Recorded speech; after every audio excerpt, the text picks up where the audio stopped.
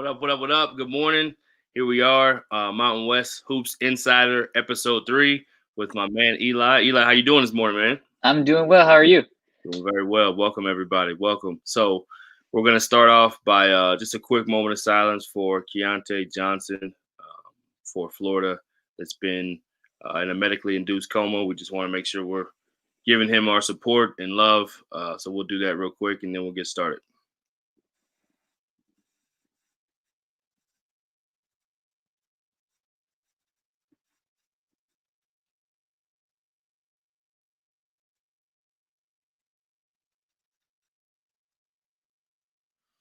All right. Well, here we are, week 3 of the season. Definitely have plenty of Mountain West hoops to cover. Have 2 special guests. One of them is a assistant coach for Boise State, and the other is a surprise guest at the next hour. So I won't spoil that one, but you definitely want to tune in for that because he's going to have plenty to talk about that you guys will love. So we'll just start with some opening thoughts. What do you think so far of the last 2 weeks of Mountain West play? Yeah, I mean it's been busy. We've now got we were at 8 teams that were in action, with the other 3 shut down because of COVID. Now we have 10. We were at a full 11 for a few hours, but then UNLV unfortunately was hit with some COVID positives, so their game against Pepperdine was canceled. So that is going to be something to monitor, but everyone else is now back in action. San Jose State was able to squeeze in 3 games in 5 days, as we mentioned before we hopped on. Fresno State back in action as well, and now Colorado State has a couple games under their belt as well. So it's been good. San Diego State is still, they're doing their thing. They had another huge win against Arizona State. That was really impressive. Boise State's bounced back from that opening day loss to Houston. They've been looking solid since. And Wyoming's another team I thought's been particularly interesting. They've been playing some really good basketball. They had that loss against Texas Southern, but since then things have really smoothed out quite a bit for them, and they've been holding serve at home. So it's been a pretty good couple of weeks for the conference. So I think it's a good sign as we head into some of the league games. Yeah, absolutely. And New Mexico also finally got to play their first game. So they've been in action. So I think everyone's played now, if I'm not mistaken. There's every team in the Mountain West has played at least one game. Yeah, everyone's got at least one game. I know recently UNLV's been shut down. Fresno's been shut down. Utah State has also been shut down. So it's kind of going to be the ebb and flow of all the conferences this season. But we have Player of the Week by the conference was named this week was Jordan Shackle for San Diego State. Had a high-level game against Arizona State. And, yeah, definitely a lot of good stuff to talk about. We got a special guest on in about 3 minutes. So let's do this. Let's talk about Air Force. Let's talk about Boise, and then let's bring on our guests. All right. I'll let you go ahead and take the way on Air Force. Okay. Yeah, Air Force is off to a 2-2 start. They have a couple wins over Northridge and also against Lamar. The other ones were pretty, handily blowouts against Seattle and Drake. It's a team that is going to get better over time. Joe Scott now back for his second tenure over there at Air Force, and it's a young roster. It's a pretty small roster in terms of overall height and weight, and I think that's kind of the reason why they have struggled to get on the boards against some of these larger teams. So they have some good games coming up, some quality tests. Nevada to open up a league play, and they also have another game against Utah Valley in non-conference play. So they'll have some chances, but I think to already get 2 wins under the belt, this is a team that I thought was going to struggle particularly early. To already have a couple wins, I think is able to kind of soften the blow of the offseason where a lot of their quality contributors left. So that's a team that will get better over time. Joe Scott's he's been there before. He's done good things. So I think the future is pretty promising there. And then transitioning over to Boise State, they had that opening day loss to Houston, and the offense really struggled in that one, scoring 58 points in 70 possessions. Derek Alston, if I remember correctly, wasn't able to score a point in that game. And now that we've seen 4 games of the Broncos since, I think it has more to do with just how good Houston's defense is as opposed to where Boise State is at. because they looked really strong against BYU, and it led throughout that game and was able to close out the run late, and also performed well against Weber State. So it's a team that's bounced back from that loss, and I mean Houston very well could be one of the top 5, top 3 teams in the nation when everything's said and done. So that by no means is a bad loss, and I think they've bounced back nicely, and it sets up a really good position once they head into some of the conference games. Yeah, Houston is definitely one of the better teams, and first game out of the gate to be able to have such an experienced team and a strong defensive team. We saw what they did against Texas Tech as well, who's also one of the top teams in the country. So Boise State's won 4 in a row since. Definitely tough scheduling to have them come out of the gate, but 4-0 since, has played really well against BYU, played really well against Weber, and has also been able to get a non-Division I win and also a win against Sam Houston State. So, and again, we've talked about this before on the show, with so many guys, even though they were there sitting out, just acclimate new guys. It just takes some time, and obviously COVID, everyone's had a different schedule and different practice schedule and different restrictions and challenges to overcome. But we're excited to have our guest on. We'll have a super quick break, and then we'll bring in our special guest from Boise State. If you don't know who it is, then you'll be surprised. Okay, see you in just a second. Welcome to All Access Coaches Corner. I want to take time to acknowledge one of our partners, Rising Coaches. Every coach wants to rise in their career in one way or another. We're all looking for professional development, access to tools, and relationships that can help us grow and help us advance in our career. Rising Coaches provides just that. You can visit Rising Coaches at www.risingcoaches.com. Their memberships are just $10 a month and provides a genuine community to help you grow and advance in your career. Well, Coach, we got you on. Good morning. How you doing? I'm doing well. It's good to see you guys this morning. Yeah, thanks so much for joining us, man. Excited to have you, and I'll let Eli kind of lead the way. But I know this is your this is what, year 2 for you at Boise? Year 2. Yeah, year 2. Yeah, great things ahead, and excited to hear all about the squad. So I'll let Eli take the way. Yeah, I mean, I guess leading off from that, just how's everything been in Boise? As Brian mentioned, year 2 for you guys. What's it been like being with that program? I mean, working with this staff has so much experience, and then with Coach Rice and how he leads our culture, I mean, he allows us to really work and get in the trenches with our guys. And then just me, I was a head coach for 7 years, and then coming over to the staff that has so much experience. It's like a coaching clinic every single day, the way we prepare, the way we plan, the way we execute. And so it's been a great blessing for me individually. And I know our players really appreciate the culture that we have, very confident, but at the same time, not responding to everything that happens, always being ready to play, always being in the moment, those kind of things. So Eli, man, it's been fun, kind of like following you on Twitter. Yeah, well, always keep something popping and always studying against the next step. Well, I certainly appreciate that. So you mentioned the culture a little bit. If you could describe that briefly, what is the Boise State culture to you? What does that look like to you and your staff? Just to get better every single day. I mean, I know that sounds cliche, but the better for us is in every facet: academics, your life, on the court, your relationships. So it's kind of a holistic approach, but just to get better every single day, and then to live with confidence that you're doing those things. Like, you just don't think about getting better. Here's the process. Or, what's your plan? And we have a scouting report for almost every aspect of our life. Like, how are we going to win this part today? How am I going to win this part today? And that really carries over for our guys.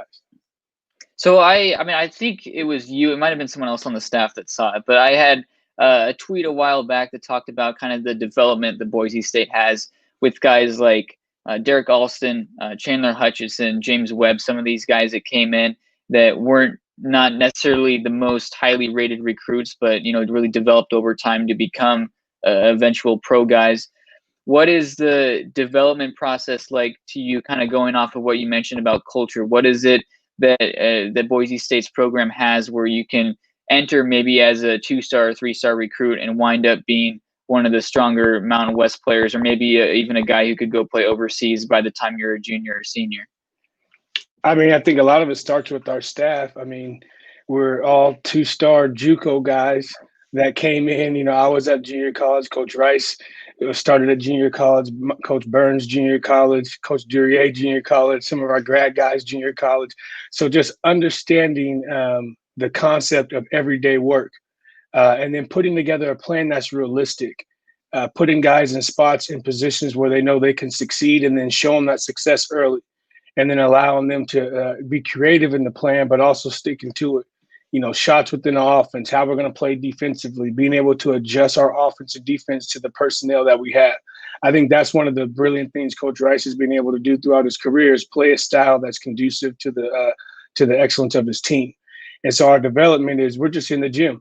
Everybody's plan is going to be different. Everybody's approach is going to be different, but with the same mindset in the end. Let's get better so when the Broncos step on the floor, there is continuity in how we play. Our job in player development is to make the job for somebody else easier when there's 5 guys on the floor. So with that, I mean, this year's roster, it's extremely transfer driven. You have a lot of guys who started different areas, whether it be a JUCO, a mid-major, or even a high major, with some of these guys coming over from the Pac-12. How does this all work, kind of going back to the culture and the development in the program? Is it different when you're bringing in transfers? And I know a lot of these guys had a sit-out year, so you're able to familiarize yourself with them. But is it different when you're bringing in transfers as opposed to bringing someone straight out of high school?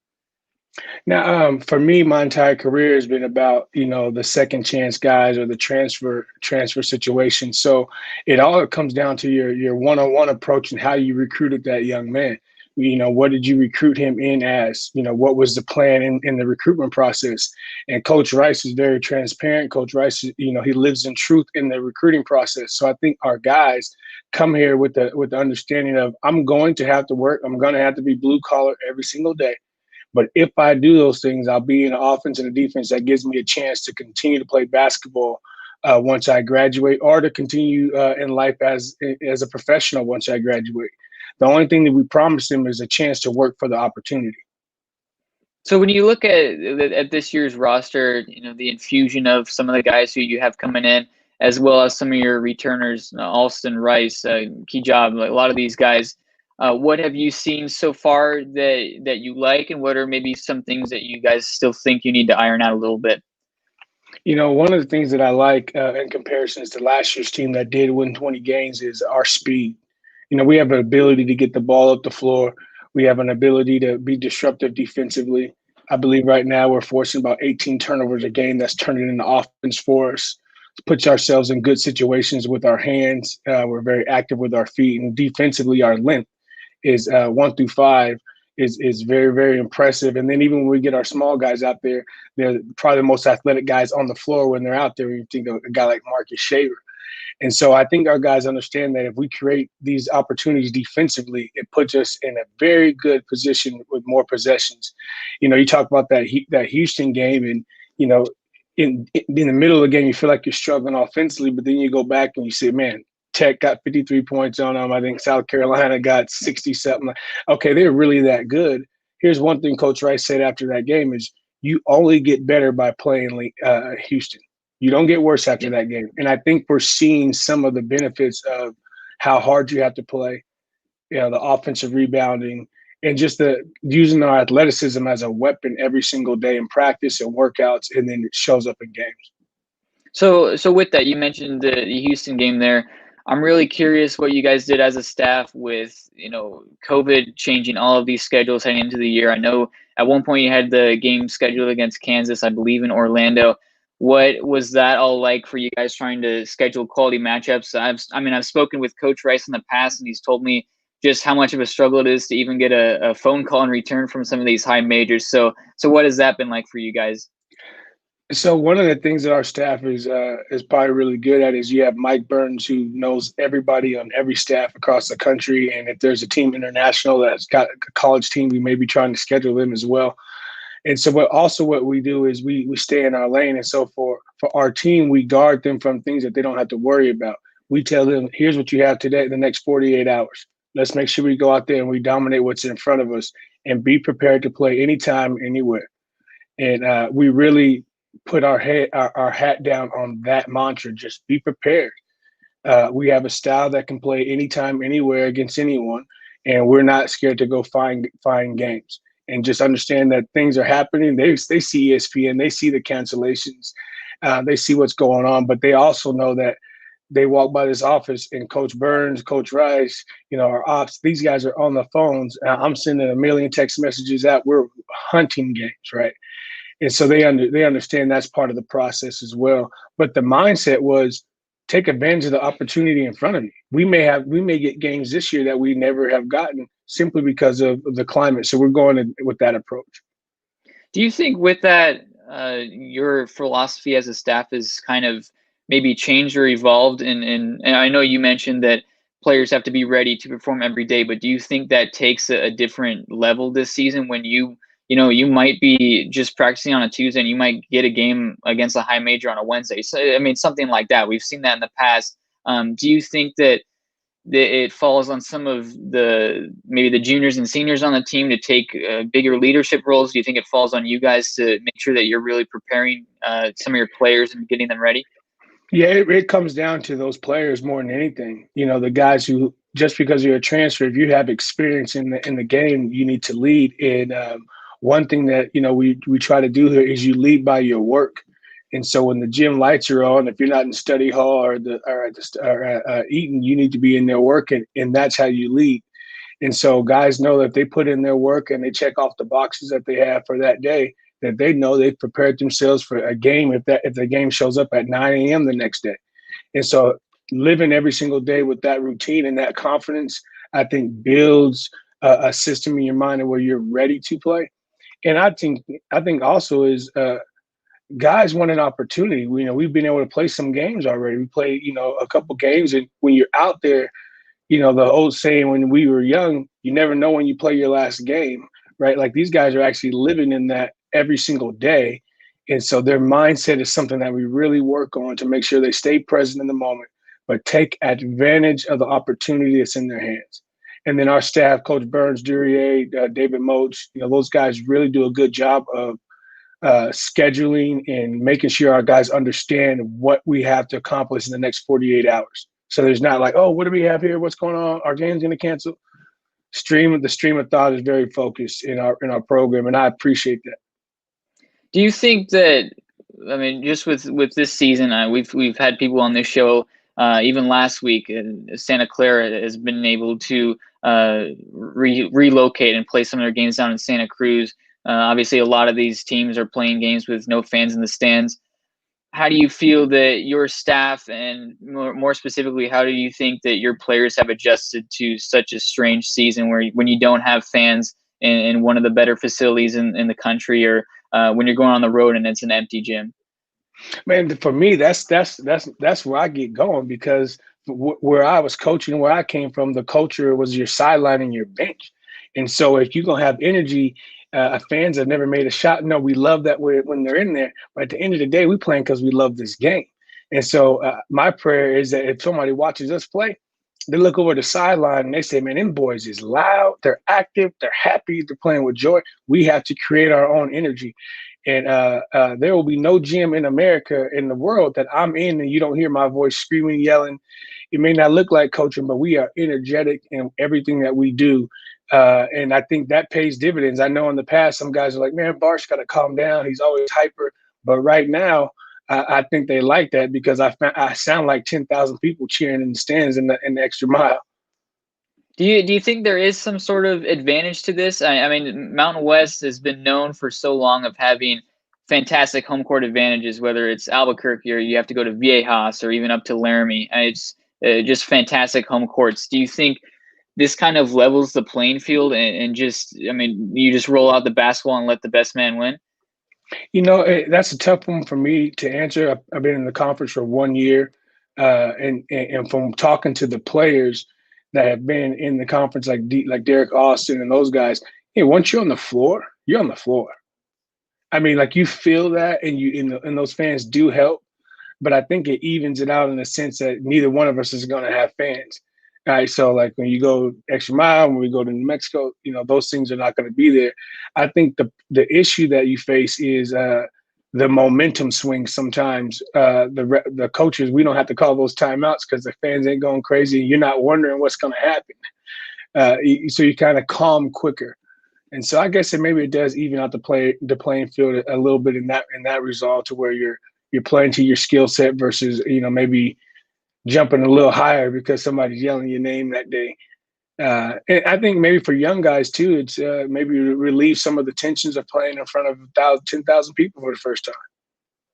So with this roster, going back to some of the individual guys, what makes this season's team different from last year's? What are maybe some of the things that you like about this roster compared to last year's?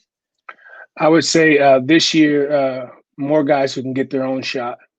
When you talk about, Shaver, Emmanuel Acott, adding those two dynamic pieces, and then another piece that we're adding here very, very soon. The speed and what they can do with the ball in hand is very special. And they're basketball players, so they're not just guys who just score and don't do anything else. Emmanuel Acott, he had 7 points, 6 rebounds, 4 assists or something like that last game, and he can do so much in a game, but it just doesn't resolve around scoring. I think last year's team, we were more directed the offense. The defense was more of a containment and then rebound and then try to, direct the offense again. This year's team is a little bit more creative on both sides of the ball, and Coach Burns and Coach Duryea have done a great job of adjusting how we play. So those things in our defense and offense are appreciated in our stats and what we look for and who's going to play and how they're going to play. And then you got guys like Max Rice and Ray J who put in so much work in the last year. I'm telling you, if the lights are on in the gym, those guys are in there getting the work in, ball handling, shooting, but understanding how to play in a college game. And you just look back over the last couple of games, you see those two names of guys having production. Yeah, I mean, especially with Ray J and Max, I'm glad you brought those two guys up because they've been impressive to me so far. I had Ray J as one of my breakout guys in the conference this year based on some of the things he did last season. If you're able to go a little bit deeper on those two guys, what have they done specifically maybe within their skill set that you think has been a big benefit to this year's team? I'm from the Tacoma, Washington area where we have some of the best guards in the last 15 years at the college and NBA level. And I've just been able to notice the level of professionalism when it comes to the work. And that's what Ray J presents. Like he asks the right questions. He takes criticism as a way to get better and not as, oh, coach doesn't believe in me. He watches film, but the pounding of the basketball, the limiting of the offensive repertoire. So it's 1 or 2 moves instead of thinking you got to go in 3 or 4. It's watching the game you're getting ready to play and understanding how to attack the defense within the framework of our offense. And then I think I said earlier, in player development, one of the things that we stress is your job is to make somebody else's job easy. So if you're easy to play with, then the ball is going to find you in the right spot and you'll be able to tee it up or get a guy a backdoor pass for a dunk. And that's what those guys have been able to do, is approach the work that way. And then Max Rice, I mean, he's a coach's kid. He plays with extreme confidence. Coach Rice is pretty hard on him in practice, calls him 12. That's his jersey number. So, he's always ready. He understands what it means to make those shots from a distance. And we know that he's looking to pull that. And so we play out of those scenarios. And when he hits one, our sideline goes crazy. If you see our sideline, when he touches that ball, we know what's getting ready to happen. Speaking of distance, Coach, you guys had a recent draft pick that could really shoot from distance. I had the pleasure and displeasure of coaching against him when I was at Fresno State. 4-year starter, more or less, really a successful player. I don't know that anybody thought he was going to be an NBA draft pick, and I know Eli asked a question about player development, but just talk a little bit about Jessup and who he was and how much that meant to the program to have him get drafted and how much he did to earn that. One of the reasons I even wanted to be at Boise State was because of the player development philosophy. And Justinian Jessup is an everyday guy. I mean, the amount of form shooting and ball handling into shots and DHOs into shots that we went through in the course of a year is astronomical. People would not even understand the level of work this young man puts in. And he understood also the way our offense is played translates to the next level.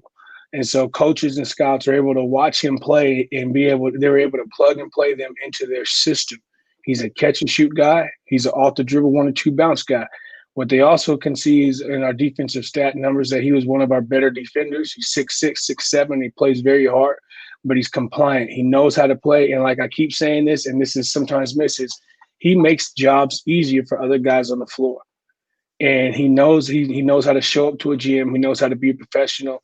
And his first preseason game with the Hawks, next to our Hawks, and he had 24 last night, pulling up threes in transition. Very confident in his shot because of the reps he puts in. And he takes ownership of his player development. That's one of the things that we really talk about is, the coach not always coming into the workout with, here's what we're going to do.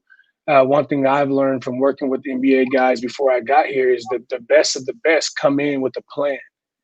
And then we adjust that plan on the fly based on who we're going to play and what situations we may be in. And if the player can trust the guy that's helping them, then you can go farther faster. And I think that's what ends up happening in this culture here at Boise State. And then with us JUCO coaches, we look for those guys who want to work. I mean, you don't survive at the NAI level or the JUCO level if you take days off. It just don't work like that. Yeah, speaking of, I know the JUCO level all too well, doing 5 years at that level myself. So I got to ask, I'd be remiss if I didn't. In the background over your right shoulder, can you talk a little bit about that? What's going on in your background? What does that symbolize? Oh, so this is this right here is a book. Work, so I figured I had to ask about the hammer you got back. I'll tell you about the hammer, but this is a book right here called Higher Calling from one of my former players. Wrote this book at Southeastern, and then another book that I'm reading called The Positivity Tribe. From Christopher Worth, the guy that I did a podcast with. And, of course, I keep a John Gordon book handy right here, training camp. But the hammer right here is I had an opportunity to speak to our football team here at Boise State. And I spoke to them a couple of times during the season and then during the summer when the pandemic and everything was hitting. And after I spoke, one of the players presented me with the hammer. So it's just a being prepared right now, right here mindset. I think I was asked to come speak because somebody had canceled, so I was prepared. I was ready, and they presented me with that hammer. So I keep it right there as a reminder to always stay ready because you never know when your moment's going to show up. And so I keep that hammer with me, and sometimes I take it in the car. But it's just a gentle reminder, but also very, very heavy. Absolutely, absolutely, Coach. We'll let you go after this one. Tell us either a funny story or just a great experience you can talk about. We prefer funny, but sometimes people have a hard time finding a G-rated one. So if you can get a funny story or even just a great experience that you'd like to share before you leave. Do you want like at Boise State or just any time in my career? Just period, Coach. Just period. You can do Boise State. You can I'll do when I became a head coach at the NAI level. We were having our first game, and it was a road game, and it was a Friday night, and I got a phone call, and they said, Coach, how you guys getting your game tomorrow? I said, well, don't we have a bus picking us up? I mean, no, Coach, you got to go get the bus out of the lot. And so it's like 7 o'clock. We play the next day. I'm trying to figure out where the lots. I'm new to Lakeland. I'm 27. I got to drive this 32-passenger bus. I get stuck in the lot. I can't get it out. They got to come open the gate. And I end up driving the bus every game that year because I just didn't plan. I did not know. And I'm telling you, I worried more about that than I did the game sometimes. It was funny at the moment because I'm sitting there like, man, no one understands. I'm like, I just got a head coaching job, and I have to figure out how to get this bus out of this lot on a Friday night. This was not. I'm gonna have to get someone on the staff to make a joke out of this at some point if they haven't already, because that's good. Yeah, you just that's when I realized if I don't order the food, we're not eating. If I don't sweep the floor, we're not sweeping. Like all those things, I started realizing this is JUCO again.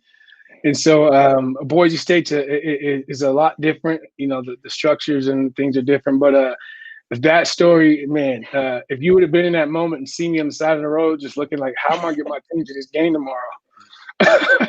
I was not ready for that phone call. I love it. I love it. Well, thanks so much, Coach, man. We know you guys have more big things in store. Appreciate you coming on, and we know this won't be the only time you'll be on. So thanks so much. Tell the crew I said hello. The staff you have there, you work with, is great, as many of the staffs are in this league, and look forward to seeing you continue to build the momentum. I appreciate you guys promoting the Mountain West. Thank you so much for what you do and keeping that brand on the forefront of everybody's mind, and much appreciated. Yeah, thank you, RJ. Thank you. We appreciate it. Yeah, another great guest, and talking a little Boise hoops. I'll let Eli kind of tell us his thoughts real quick, and then we'll move to the next squad in the league. Well, I mean, the bus story is hilarious. I mean, that's fantastic. Just to go from that, I mean, you probably have stories like this as well, just going from some of the lower ranks of college basketball and earning your way up, and it takes time, but I think it really blends nicely into what this season has been like for a lot of these staffs and these players, where, I mean, you might not know what's ahead of schedule. You don't know if you're going to be playing a game in 2 days. You don't know if you're going to be off for 2 weeks. Staying prepared is something that RJ mentioned a lot, and I think that bodes well for Boise State going forward, because it's a team that is always willing to test themselves. It's a team that has a lot of talent and does a lot with that talent. So it was really cool to hear what he had to say about what Boise State's been cooking up, and I was especially curious about that development, because they've had, as you know, a lot of these guys. Justinian Jessup, Derek Alston, James Webb, I mean, Chandler Hutchison, the list can go on and on of these guys who came to Boise not necessarily as a 3-star, 4-star recruit, and really developed over time to become legitimate pros. So yeah, it was cool to see. Boise State's got a lot of good things ahead, particularly with some of the maybe the players who haven't received a ton of attention in the preseason. Max Rice, coach's son, RJ Dennis, who's been doing a really good job. So when you have, maybe the guy that was 4 or 5 paragraphs down your team preview that's leading you in scoring or something like that, I mean, I don't think they can complain about something like that. So it's an intriguing team, and I'm excited to see what they do. Yeah, I couldn't agree more. I thought it was cool when he said even with coach's son, the coach calls him 12. I love it. Yeah, for sure. He referred to his name. But so let's look forward to the next squad. Let's talk about San Jose State. I know they got 3 games within San Jose State. 3 games within, I think, 6 days, played every other day, and have the leading scorer in the conference as well. Got off to a win. Had a couple other games that they didn't play quite as well in, but with the leading scorer in the conference and coach having been there for a little while now, I think they do have a chance to still get some momentum built. Just curious what your thoughts were. Yeah, I mean, San Jose State's another team that is willing to test themselves in the non-conference, and I have to commend that, because, I mean, they've been a team that we all know that they've struggled in years past, and they've had a lot of talent leave that program, but to get games here early against some of the stronger teams out west, St. Mary's is a team that they've played, I mean, I want to say every season for at least a handful of years, at least since Gene Pralo's been there. That game didn't go the way that they wanted, but they looked pretty good against Fresno Pacific, and also competed against Cal Poly. I think with this team, it's another one that's going to get better with time, and I know that I do mention that a lot, but I find that to be true with San Jose State. Richard Washington is the conference's leading scorer right now, and I think he and Seneca Knight are going to form one of the better duos in this league. And I think it's a really big deal that both of these guys are back, because San Jose State has really struggled to keep their double-digit scores on campus. A lot of these guys have transferred to high majors or to other areas in the country, but to have players of that caliber where you can count on both of them to get 20, 25 a night. I think Washington's somewhere around 26, 27 points per game right now. That's a really big deal.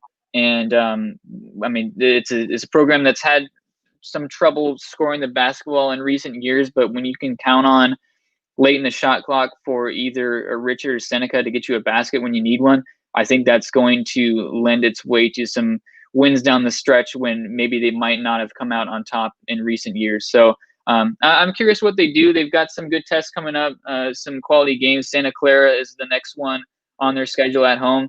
So maybe they're able to scratch out a win in that one. I think that would be a pretty good start to be 2-2 with a couple of decent wins. So we'll see what they do. But to have those two guys there, I think we'd be remiss not to mention them and shine some positive light on them.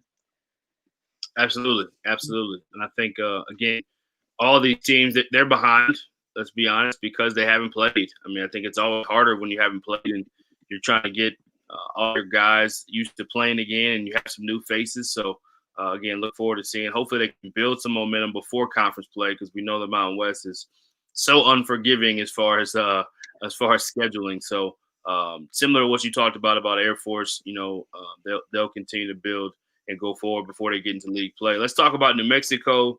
They got off to their first win, and I know we also have a couple teams that haven't played in a while. So let's go New Mexico and Utah State kind of back to back, if you don't mind. Yeah, New Mexico, I mean, they've been dealing with probably the most unusual offseason in the conference. New Mexico's had really strict state government regulations due to COVID-19, and it's forced this team, we'll get more details on it later when we have our guest on, but it's forced this team in an extremely unusual scenario of being forced to relocate. They haven't been able to practice much. And you combine that with the fact that it's a fairly new roster. They had a lot of guys who were either seniors or transferred out, and it's kind of back to the drawing board for Paul Weir and his staff. But they played pretty well against Rice in their opener. McQuatch Malawach is a player who needs to be their leader. I mean, he's been there the longest. He's recorded the most minutes of anyone on the roster, and he showed up in a big way in the win over Rice with 23 points and also 12 rebounds. So I think maintaining that, they don't need him to necessarily get 23 a night, but to be a guy who's consistently putting the ball in the basket is going to be really beneficial. And then also getting some of the production off the bench. Byron Matos scoring 10 points. Rod Brown also pitching in another 11. Who's a JUCO guy who a lot of people think could be pretty strong. I think it's a good start. They have quite a few things to iron out, but crashing the boards, getting second chance baskets, some of those things that they might have lacked in recent years, I think is going to be huge for them moving forward. So New Mexico, if there's any team that we need to be patient on, it's them. It was going to be the case, even with COVID aside, because of how much production they lost. But even now, with them not really having that many structured practices or even having that many games under the belt, they've only played 40 minutes this season. So we're in mid-December, and we don't really know what to expect out of them. So it's good to get that first win, just to get it under the belts and get this thing moving. But a lot of work for them to do, and that's the same case for everyone else in the conference. Yeah, I'm curious too, with the possible transfer waiver going through tomorrow, if I'm not mistaken, possibly for all transfers that are still that haven't gotten a waiver yet. All transfers, period, a blanket waiver for everyone is in the possibility realm. Will that affect anyone in this conference, and particularly will it affect New Mexico? I don't know if they have guys sitting out. I'm not for sure. But I do know with all those new faces, I think that, like you've talked about many of the teams in this conference and many of the teams in the country, we're only going to continue to see teams kind of find themselves, figure themselves out, figure out rotation, figure out who's going to kind of help them close games, who's going to help them start games, what lineups make sense against which teams. So it takes time to figure that all out. You don't just go out in the first game and all of a sudden you have it figured out. It takes time. It takes playing against other teams. So just curious if what you see kind of down the road as they continue to play more games and progress with New Mexico.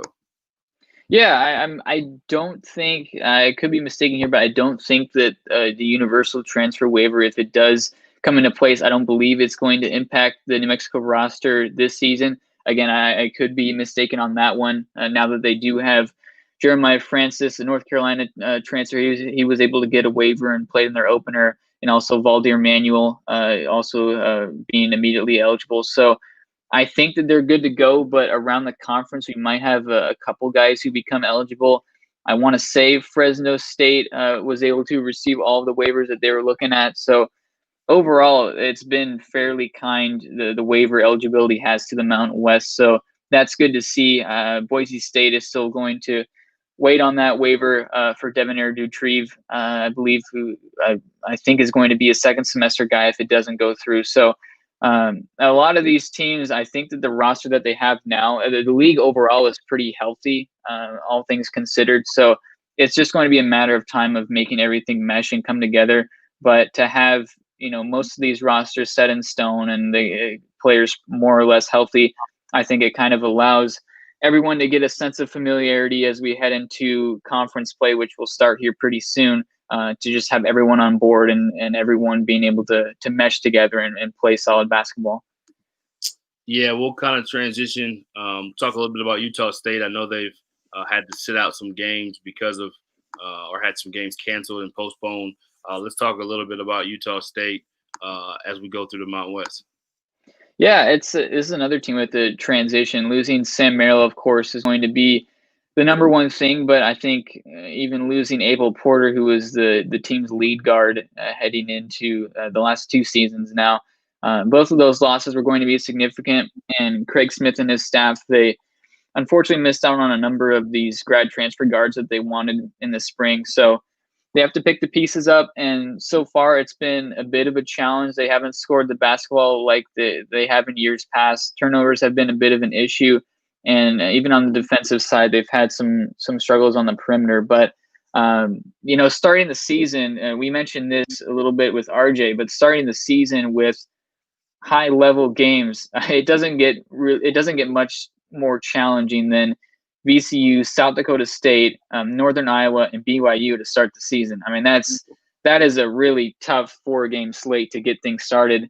And they were able to win one of those 4 games against Northern Iowa, a team that's been struggling and now is without AJ Green. But to get that first one is always going to help. And then looking solid against College of Idaho, I think kind of sets the tone a little bit. But there will be pieces here that show up over time. Marco Anthony, the Virginia transfer, he's struggled a bit with turnovers, but I think once he familiarizes himself, he didn't play much at Virginia. I think he's got a bright future in Logan, though.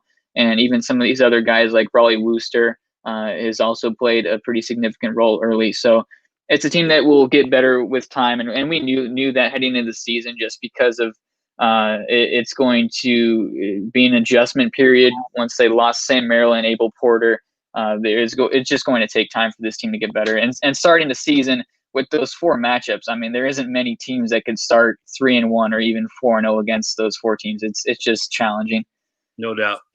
Again, more new guys. It just takes time to go through it. And when you go play some of those experienced teams out of the gate, makes it a lot more challenging to kind of get you just get on the win side, period. You're already adjusting to having new guys. So we know that staff has done as elite of a job as anyone in the conference the last couple of years, winning championships. And you lose an NBA guy, there's going to be an adjustment. You lose a lead guard, there's going to be an adjustment. So looking forward to seeing what they continue to do. And I don't know if you mentioned the Virginia transfer, Marco Anthony, but he had started to play well. Didn't play a lot at Virginia. Again, another San Antonio, Texas guy who I have a familiarity with, recruited him, know him, good guy, definitely a worker, definitely a winner, and he started to show some signs of life playing again. So looking and seeing what they continue to do as they go forward too. Speaking of transfers, Nevada has played well. They got another win last night. They're led by a transfer, another Texas guard. Just happens to be a coincidence, all these Texas guys. Yeah, they have another Texas guard who's a transfer from Wichita State, who's leading them in scoring. Had their backcourt is really both averaging over 14 points a game, playing at a high level. I think both scored over 25 last night or 25 or more. Talk a little bit about Nevada and how they've played and what you see in their team. Yeah, Nevada's been a pretty pleasant surprise, and that's another team that's trying to mesh some of these transfers into their upperclassmen rotation. Grant Sherfield's been really strong. He hit that buzzer beater against Nebraska to get that win. So that was a really big deal right out of the gates. They performed well in those first 3 games and then hit a roadblock against San Francisco. I think in hindsight, that's probably going to be more of an anomaly, losing by 25 points in that fashion. San Francisco, they played really well. They just challenged Cal the other night, and they have that win over Virginia. By no means is that a bad loss, minus the deficit. And then even the Grand Canyon game, which they lost on the road, that's another challenging one. So it's another team that's played nothing but top 150 teams to this point and has fared fairly well. So I think this is a team that maybe didn't enter the season with that high of expectations from the outside, mainly because they lost Lindsey Drew, Jalen Harris, Nizre Zuzwa. The list kind of goes on and on. But to be able to bring some of these guys in, Sherfield as the lead guard position, Desmond Cambridge, the Brown transfer, who I really like, operates well from the wing and from the post, and really plays strong defense and interior defense as well at just 6'4". Having those two guys there to kind of iron out the backcourt is going to pay huge dividends moving forward. And then some of these other guys who have stepped up. Zane Meeks is in the front court, and he played somewhat of a minor role this past season, but he's been strong in the early going. And you mix some of the newcomers in, like Trey Coleman, Warren Washington, Oregon State transfer, who's a 7-footer. I think Nevada is going to be one of those teams that could be a dark horse entering the Mountain West tournament, and could very well, if everything's meshing, I think they could very well compete for that automatic bid if everything is clicking at the right time, because they have the pieces to do so. Steve Alford's he's a wonderful coach and has done great things in the conference. It just makes a lot of sense that Nevada could be one of those teams that we look up in March and we might have San Diego State and Boise State leading the standings, but Nevada could be a team that kind of swoops in and steals that automatic bid. So I'm curious what they do these next couple of weeks, but the early returns look pretty good. Yeah, so you like the Mountain West one way or another to be another 2-bid league, if you had to say. Yeah, I mean, it very well could go that way. I think that it's a missed opportunity for some of these teams losing those early games that could have been against high major opponents. That really is just what happens. But I think San Diego State, to already have 2 convincing Pac-12 wins, I think we feel pretty good about their chances of getting a bid, whether or not they win the Mountain West tournament. And all that would require to get to 2 bids would be either another team winning the Mountain West tournament or another team kind of getting to that bubble scenario. And I think if Boise State's able to pick up enough quality victories, if they're able to beat San Diego State once, and I want to say Boise State plays at San Diego State twice this year because of that 2-game series method. If they're able to win one of those games in Viejas right at the end of the season and the selection committee sees that, I think that could really help their case. So, yeah, I think San Diego State's in a good spot. And if one of these other teams can rise, Colorado State needs to be mentioned as well. They could be in a mix for multiple bids this season. You mentioned Colorado State. We'll come back to them after we talk about UNLV, but UNLV has been on, had some games canceled, has had another team that's had an enormously tough schedule out of the gate. Probably that initial loss against Montana State was probably a little bit of a shocker to them, but then after that, they go straight into having a really tough schedule, and then now they've been on pause. So talk a little about UNLV before we go to Colorado State. Yeah, I mean, it's good for them that they already have 5 games under their belt now with going on pause, because some of these teams in the league have only played 40 minutes of basketball this season. So UNLV was able to squeeze in 5 games before this unfortunate pause, and it caused their Pepperdine game to be canceled. And now we're kind of in wait and see mode what happens with their first league games against Wyoming this coming weekend. But the Montana State game was an unexpected home loss. Montana State's a team that I really liked heading into the year. They're a quality program out of the Big Sky. So to give up 91 points in that season opener, I think was a bit of a shock. And then having to go play in the Maui Invitational over in North Carolina against 3 high-level teams, North Carolina, Alabama, and Davidson. Lost all 3, looked better in the second 2, and even led North Carolina, I think, 16-0 in that one, but that one fell apart. It's a really tough slate, and that's kind of the case for a lot of these Mountain West teams. They've played nothing but top 100, top 150 teams. To get that win over Kansas State is good. Obviously, we've seen plenty of struggles from Kansas State so far this season, but it's going to be a team that scores the basketball well with Bryce Hamilton, David Jenkins, Marvin Coleman. Those guys can score. And even Caleb Grill has looked really good. The Iowa State transfer, he unloaded in a couple of those games in the Maui Invitational. So it's kind of what we expected heading into the year. UNLV is going to be a team that can really score the basketball, but whether or not they can defend at a high level is going to be what determines the outlook for the season, I would say. And giving up 91 points to Montana State, it's a reality check, even though it's the first game of the season.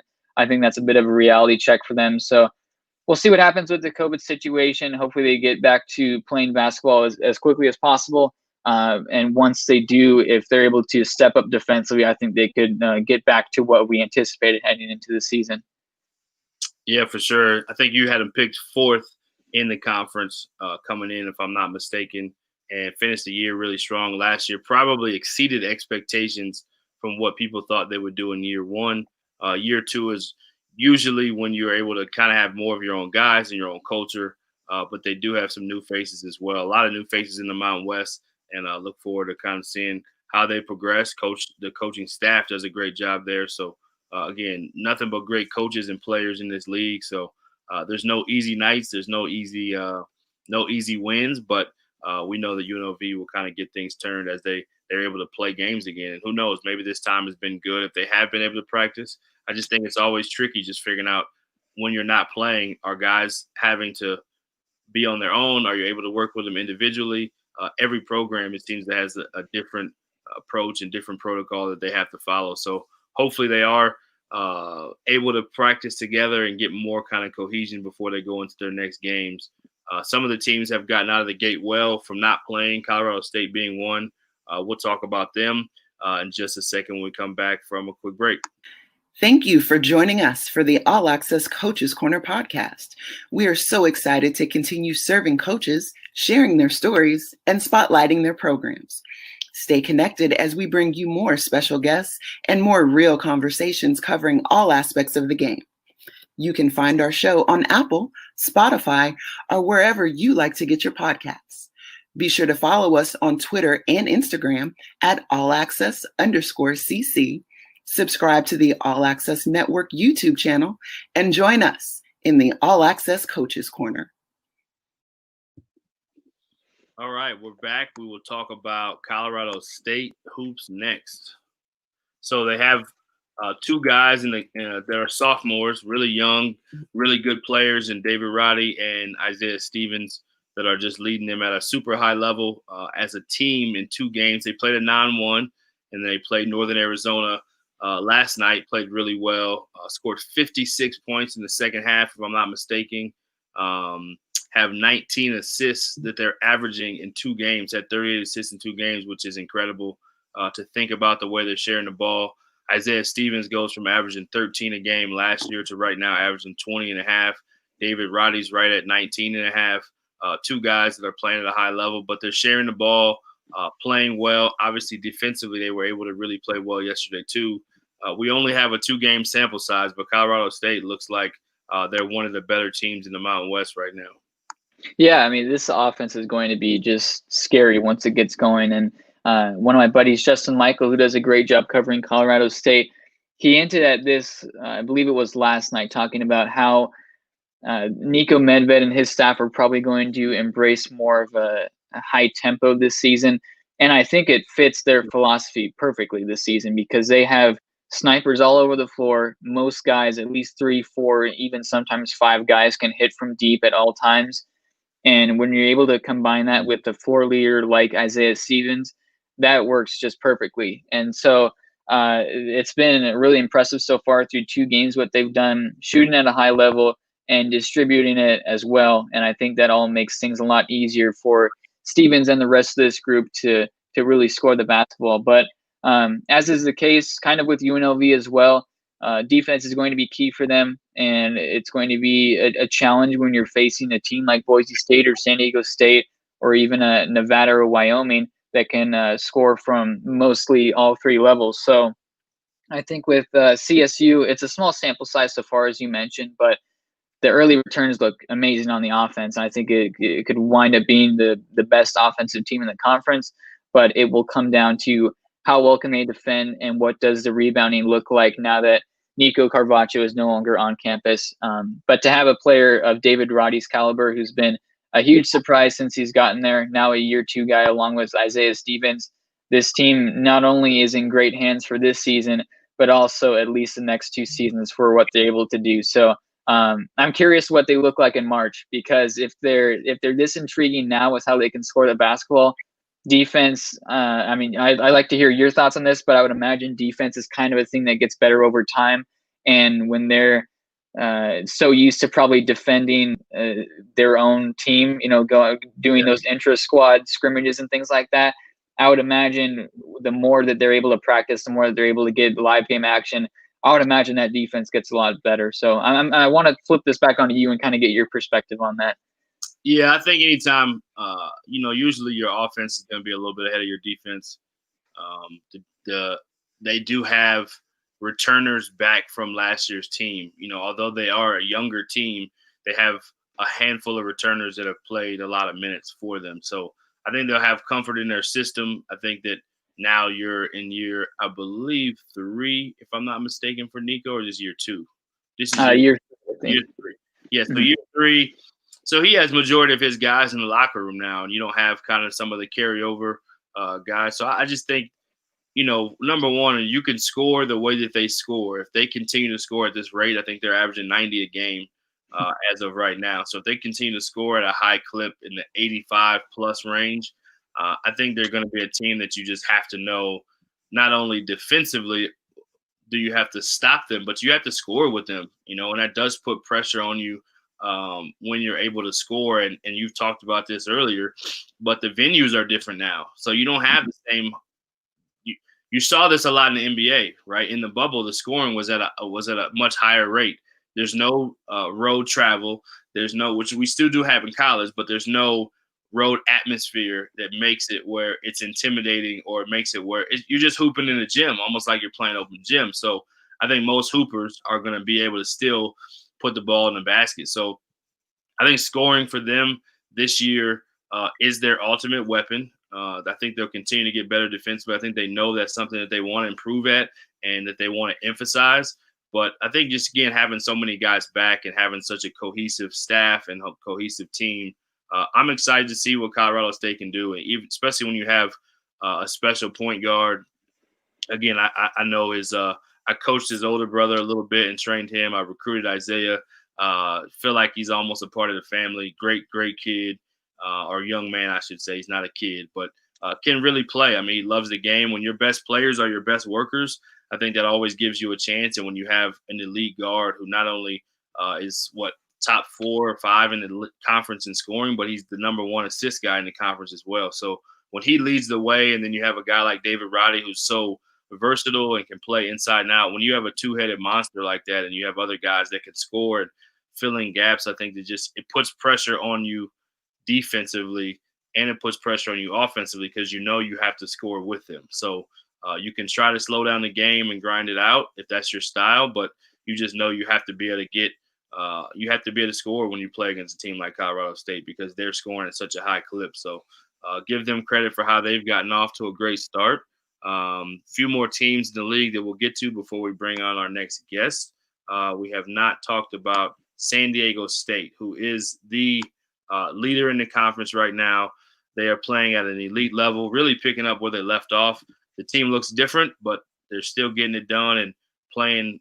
Right now, they beat 2 of the better teams in the Pac-12. So they're saying, hey, we're as good as anybody on this side of the country, as good as anybody in the country, period.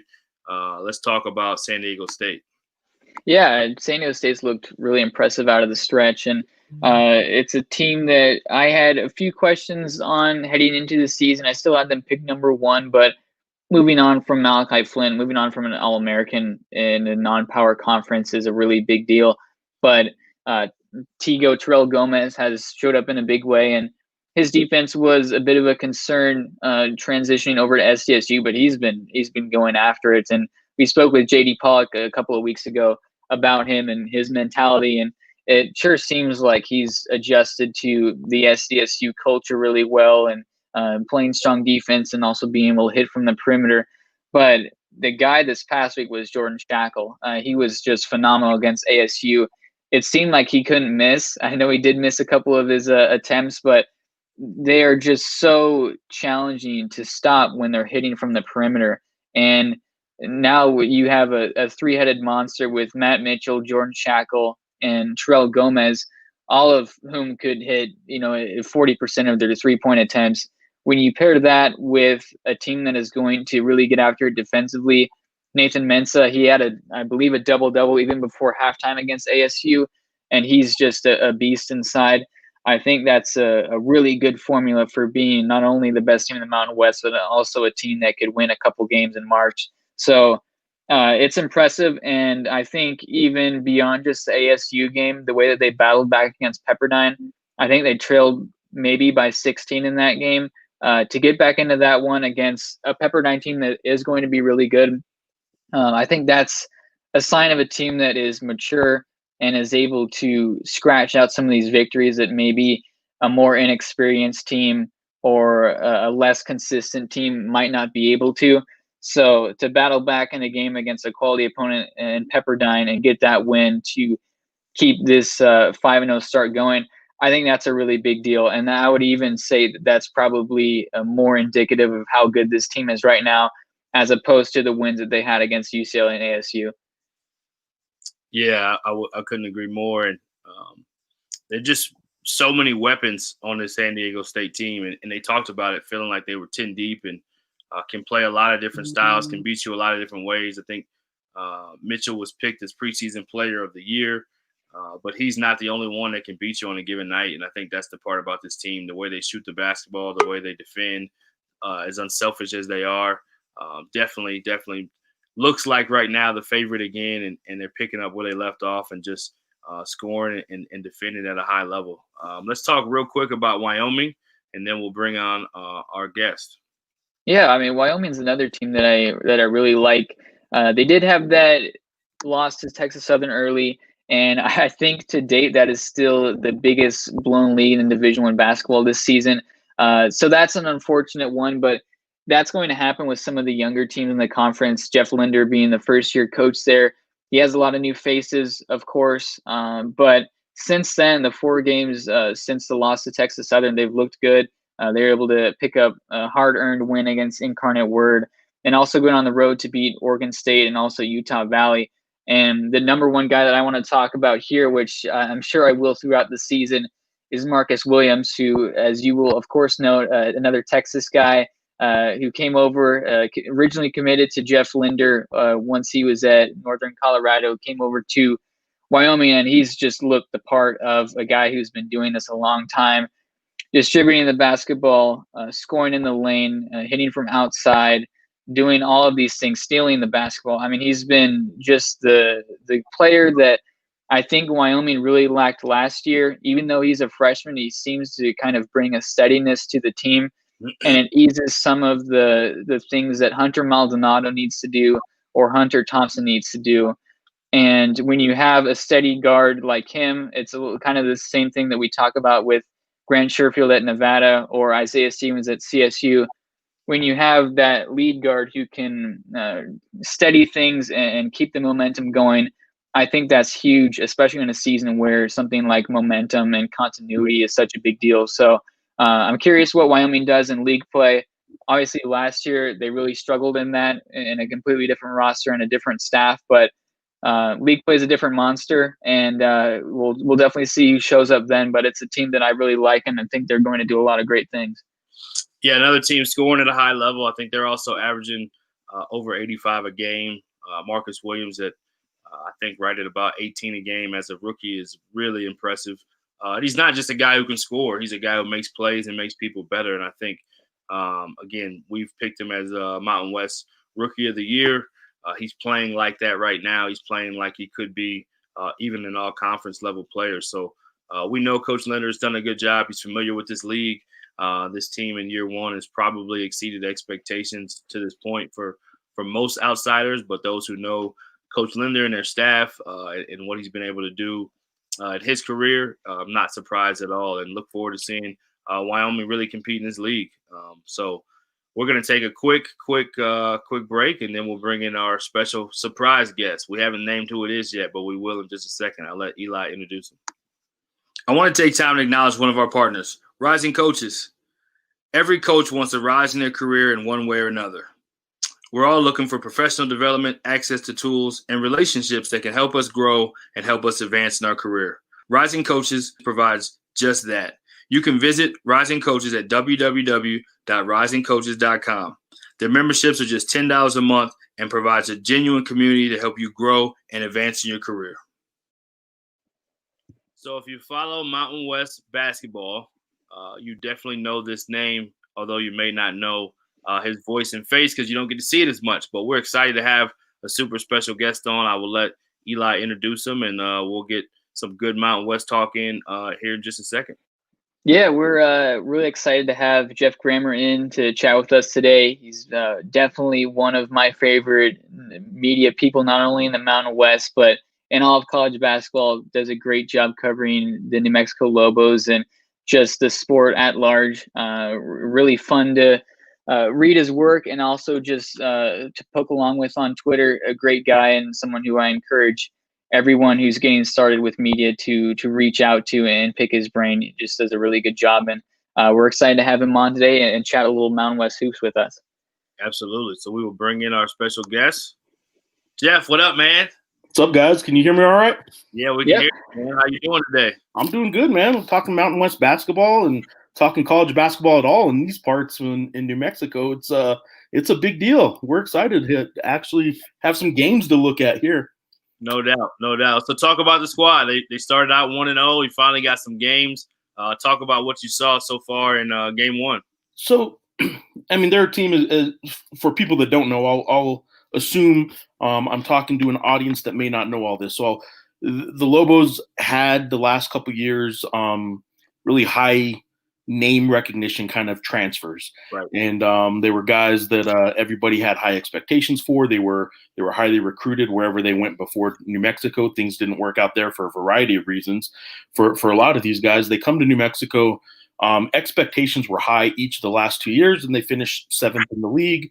And really disappointing time here in Albuquerque for the team, even though they were still, at times, especially by March, they were actually still playing pretty well. They were a tough out the last 2 years in the tournament. Utah State, who won the tournament the last 2 years, the Lobos gave them a tough game each of the last 2 years. So, things probably weren't quite as bad as people in Albuquerque thought they were by the end. But the reality is there is some addition by subtraction. I don't like saying that a lot. I don't like putting it on the players all that much because the coaches are who recruited them. There's a lot of outside forces that kind of play into whether or not a team is successful or not. And it's not always just the players, but there was a lot of off the court stuff last year that happened, a lot of distractions. And I think this year they got 12 players who have never played a game for the Lobos. They have an 18-man roster this year. They got a lot of walk-ons as well this year. And that's by design. With COVID going on, Paul Weir thought, look, even if it's just bodies in practice, we're going to need some guys, do contact tracing. Some guys have to sit out 2 weeks at a time. If you actually do contract the virus, obviously, you're going to have to sit out. So they got an 18-man roster this year, and 12 of those guys have never played a game for the Lobos. So they got a lot of new faces, and it's going to take some time for them to get going. And the struggle with that is that in New Mexico, the last time these guys had a full practice or a full team kind of any kind of run with the entire team was last March in the Mountain West tournament. The entire summer, they weren't allowed to practice as a full team. The entire preseason building up to the October 14th start date of full practices by the NCAA, they weren't allowed to. But in October, they were. So October 14th comes, the NCAA says, hey, everybody, you're allowed to have your full practices now. The Lobos get one – they don't practice that first day, but on October 15th, they had one practice. Then everything got shut down again here in Albuquerque. The state's public health order kind of breaks down by county. If your county's a red county, you're not allowed to practice, and you're not allowed to have any group activity larger than 5 people, and that includes a coach. Remember, the NCAA requires team activities to have at least a coach and a trainer, so they weren't exactly even able to run, all 5 players of an offense and have a coach with them. So it was tough. They had the one practice. 2 weeks later, they actually moved the program to a neighboring county that was green, that didn't have the same case count for COVID. And they got 2 practices in there, and then they got shut down again. So they did have 3 team practices, one October 15th. They had 2, I think it was November 4th and 5th, and then they were shut down again 2 weeks later, the decision was they had to relocate out of state. So I believe it was November 20th was their first practice in West Texas. They went to Levelland, Texas, and South Plains Junior College, where they've recruited a couple players. Some of the players on this team have South Plains ties, and they started practicing. And so since November 20th, they have been practicing. They are as up to speed as a team can be for having no summer or fall practices. And the 3 they did have were with 2-week periods in between them. So it's going to take them some time. I do think it's a team that probably doesn't have superstars. It doesn't have a Jaquan Lyle, a Carlton Bragg, even a JJ Caldwell, who I don't know that a lot of people knew him necessarily as well as those other guys, but he was kind of just a classic point guard, a really good point guard for him last year. And those guys, and obviously Vance Jackson was a name that a lot of people knew too. Those guys just didn't mesh as well together as Lobo fans ever hoped. And now they got a squad of guys kind of like Paul Weir's first year 3 years ago that I don't think people expect much of. And it's a whole roster full of guys that want to prove a lot of people wrong.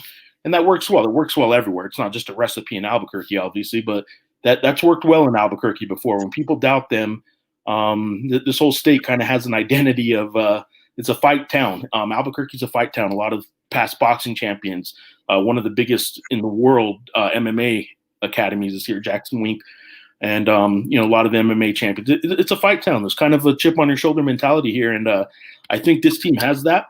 Can they play basketball? I guess we're all still kind of waiting to find out a little bit, but I do think that the makeup of this team kind of lends itself to the type of team that can get rolling again by March, and it'll probably be a tough out, and it's a kind of team that's going to defend, and as long as they defend and play hard. Look, nobody thought 2 years ago or 3 years ago in Paul Weir's first year that Joe Furstinger was going to actually be a factor in this league. And he turned out to be a really good player by the end of it. Anthony Mathis played a total of 17 games under Craig Neal, couldn't get off the bench and for 2 years, and was, he requested his transfer. He not only requested his transfer the offseason Craig Neal got fired and Paul Weir got hired, but he was a guy that nobody wanted. The transfer portal wasn't nice to Anthony Mathis. Right. He gets his chance. He gets to start proving that, look, just give me the chance. And he became a really good shooter. Obviously, he was limited maybe a little beyond, anywhere beyond his 3-point shot. But there was a mentality on this team 3 years ago that wanted to prove a lot of people wrong. This year's team has a lot of that. And a lot of it's from the junior college transfer ranks, which is, some people have problems with. I certainly don't.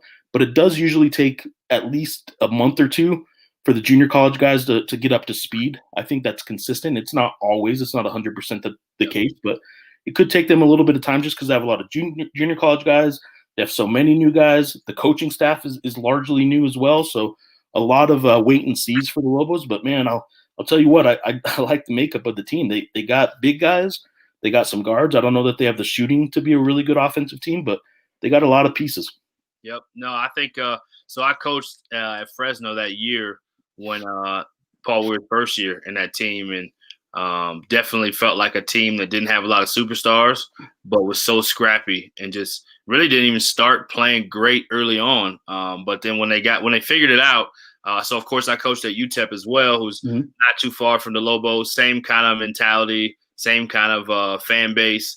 Actually, there's no fan base quite like the Lobos, but similar in a lot of ways. But this team, even in talking to their staff, it sounds like they feel confident about the depth and the number of guys that kind of have that chip on their shoulder, like you said, that kind of don't necessarily care who gets the credit. And they're led by a senior who's been a 4-year starter, more or less, who played really well out of the gate. Talk a little bit about him and what you see as him kind of being a guy who leads the team. Because let's just face it, you talked about a lot of the issues off the court. There's been some character maybe issues, some behavioral issues, a lot of high major transfers that came in with some red tape with them. So this team doesn't have that same kind of notoriety and that kind of flash and that kind of name recognition, but does have some guys led by Malawatch, who, is a guy who's just a steady every day. You know what you're going to get. He competes at a high level and he gets a lot of stuff done. So talk about him and just kind of him leading the way.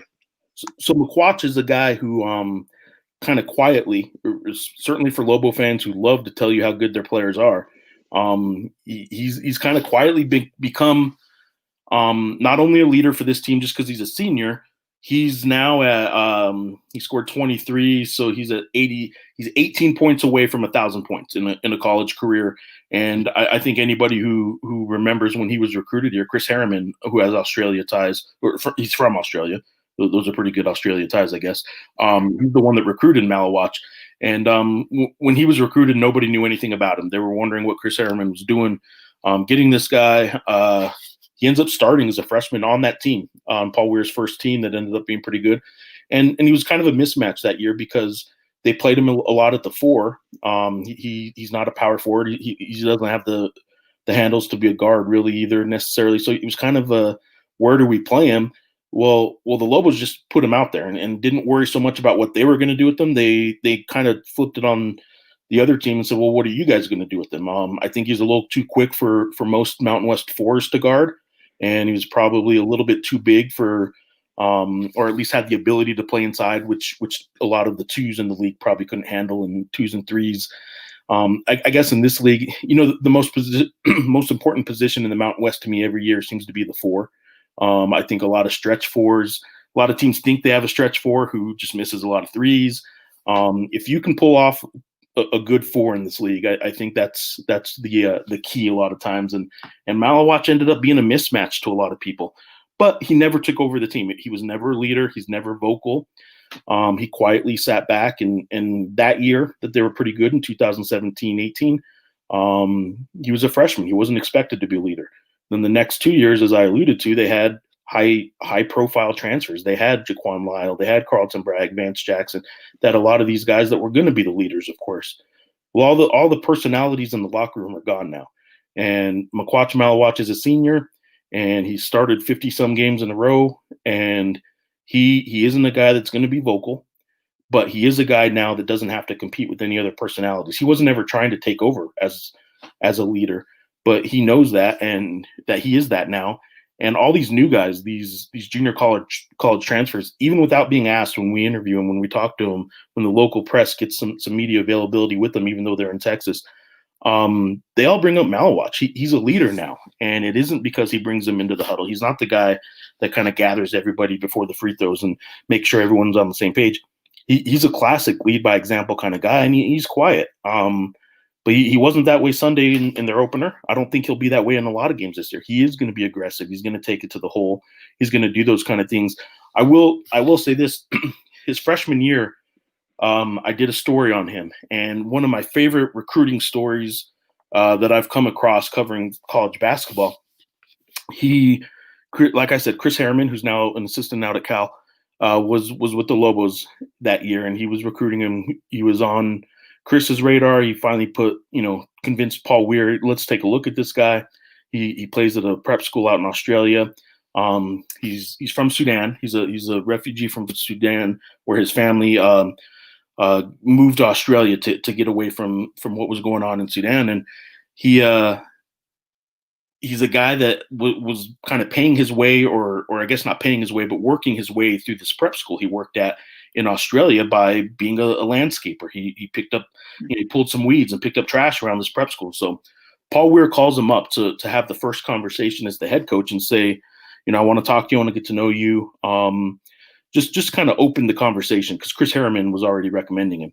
And Malawach, he calls the school, and they get Malawach over there, and Malawach says, hello to Paul Weir.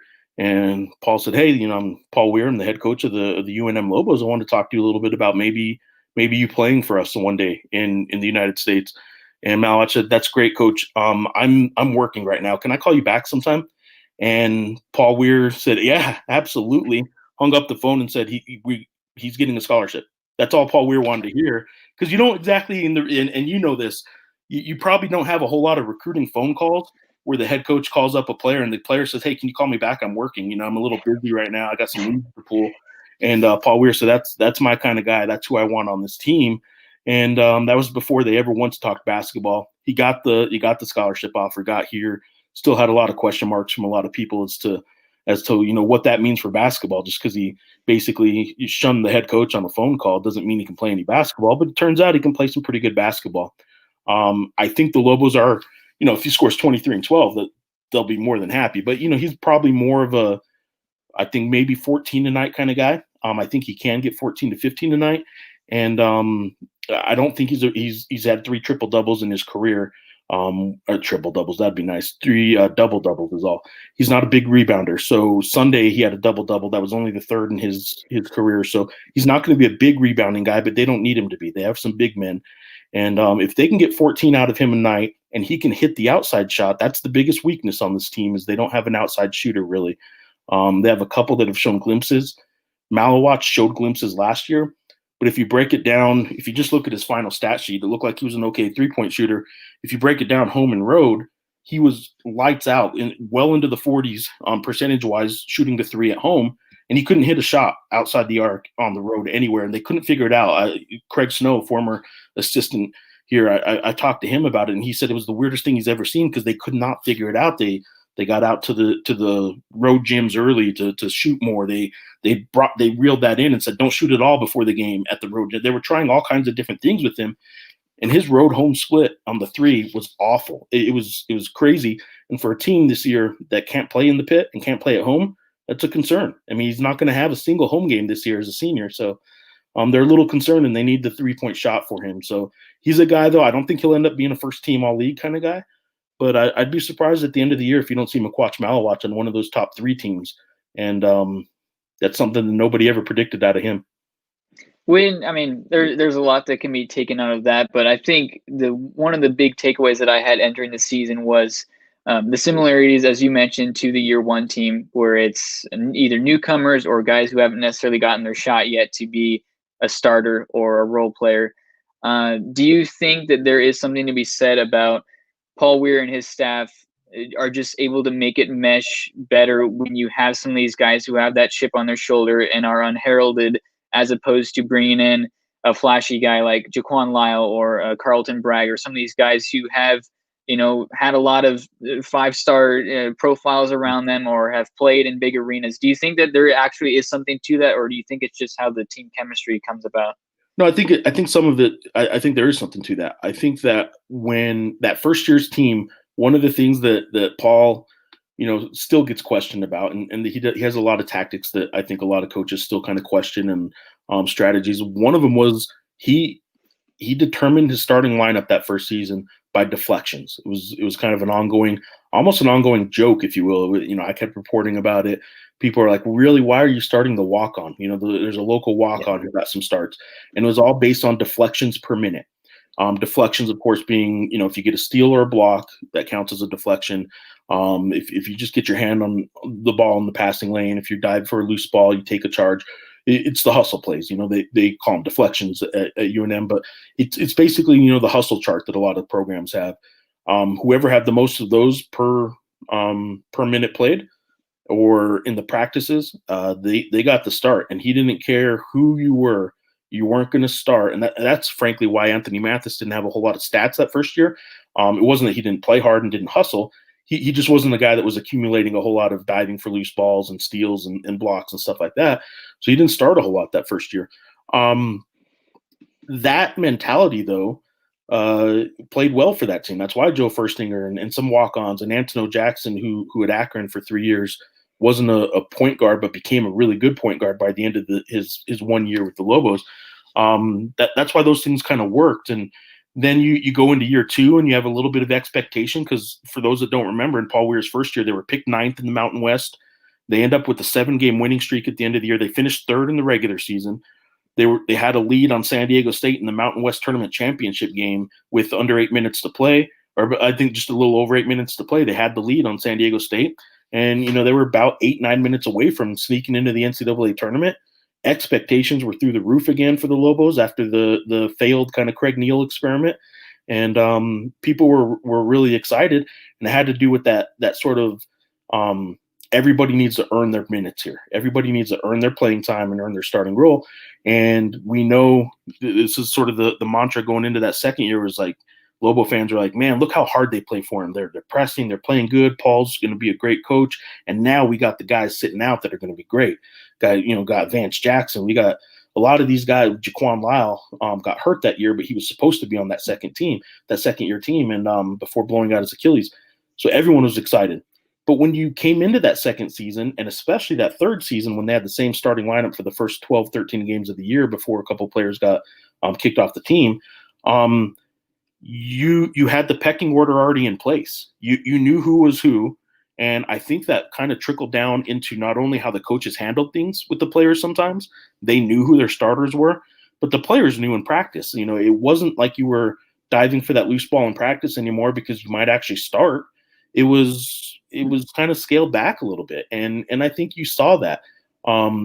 That's part of, you know, the last couple of years wasn't just failed players working out. I think some of it has to come down to Paul's inability to kind of recreate or replicate that chip on the shoulder that they had that first year, and I think he would admit that. I think he's willing to admit that, you know, you got to find a way to piss off your team a little bit.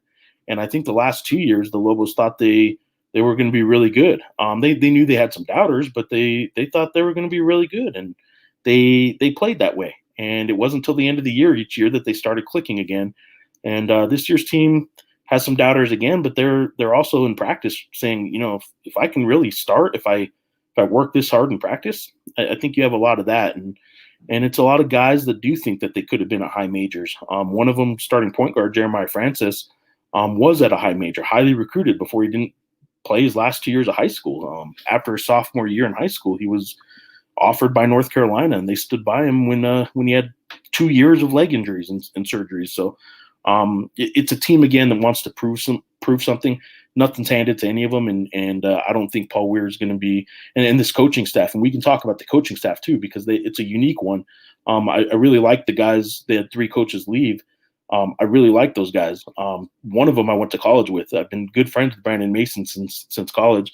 But the reality is the last coaching staff, much like Paul Weir when he got his head coaching job, very inexperienced. I don't think Paul did enough in the first 3 years to listen to his coaching staff quite as much as he probably should have.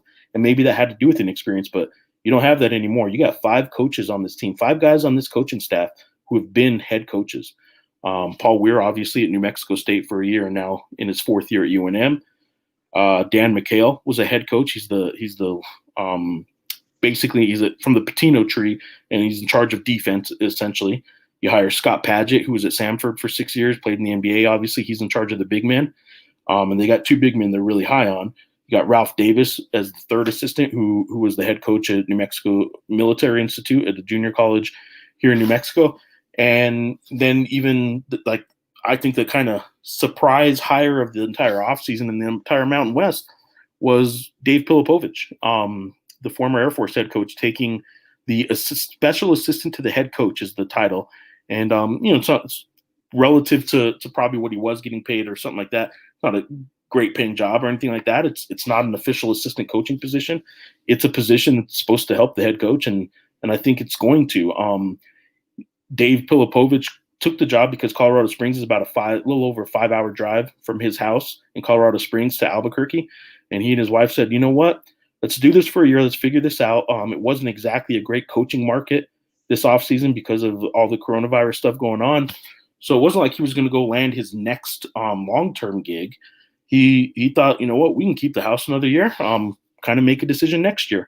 And he did that. He and his wife, he got an apartment here in Albuquerque, and his wife can drive down whenever. I don't think he realized that when he was taking this job, he was actually going to get an apartment in Albuquerque and a few weeks later be living in a Best Western in Levelland, Texas, because that was the only hotel they could get there. And then they went to Lubbock for a while. But the reality is I kind of, low-key kind of Dave Pilipovich was probably the best hire of the offseason. If it works out, and, you can talk to me in a few months and maybe the Lobos aren't any good, and I'll tell you, it was a good experiment. But I'm a huge fan of Dave Pilipovich and was before he ever came to work for the team I cover. And those are the kind of additions, though, this offseason that I think line UNM up for being better than most people think. I don't think they're going to make a run at a title in the league or anything like that, but I think they're going to be better than people think. The takeaway for me there, I mean, there are a lot of things to take away from it. I love the Pilipovich hire as well. I think that could be potentially a missing piece in keeping things afloat for the team. How do you feel this year's team? There's so much going on with the departures in the offseason, with the new guys coming in. the relocation because of COVID, not being able to play in arguably one of the better home court advantages in the nation, let alone the Mountain West. How would you say this all kind of comes together? How do you feel the staff and the players have kind of reacted to adjusting to a new environment?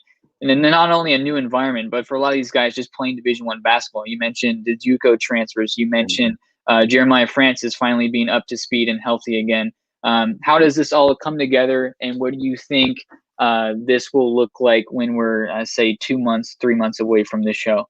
Yeah, I think that I think this is a team that, look, from an X's and O's standpoint, I still question, and I've questioned Paul on where the shooting is going to come from, but I don't think the effort's going to be a problem. I don't think the chemistry is going to be a problem.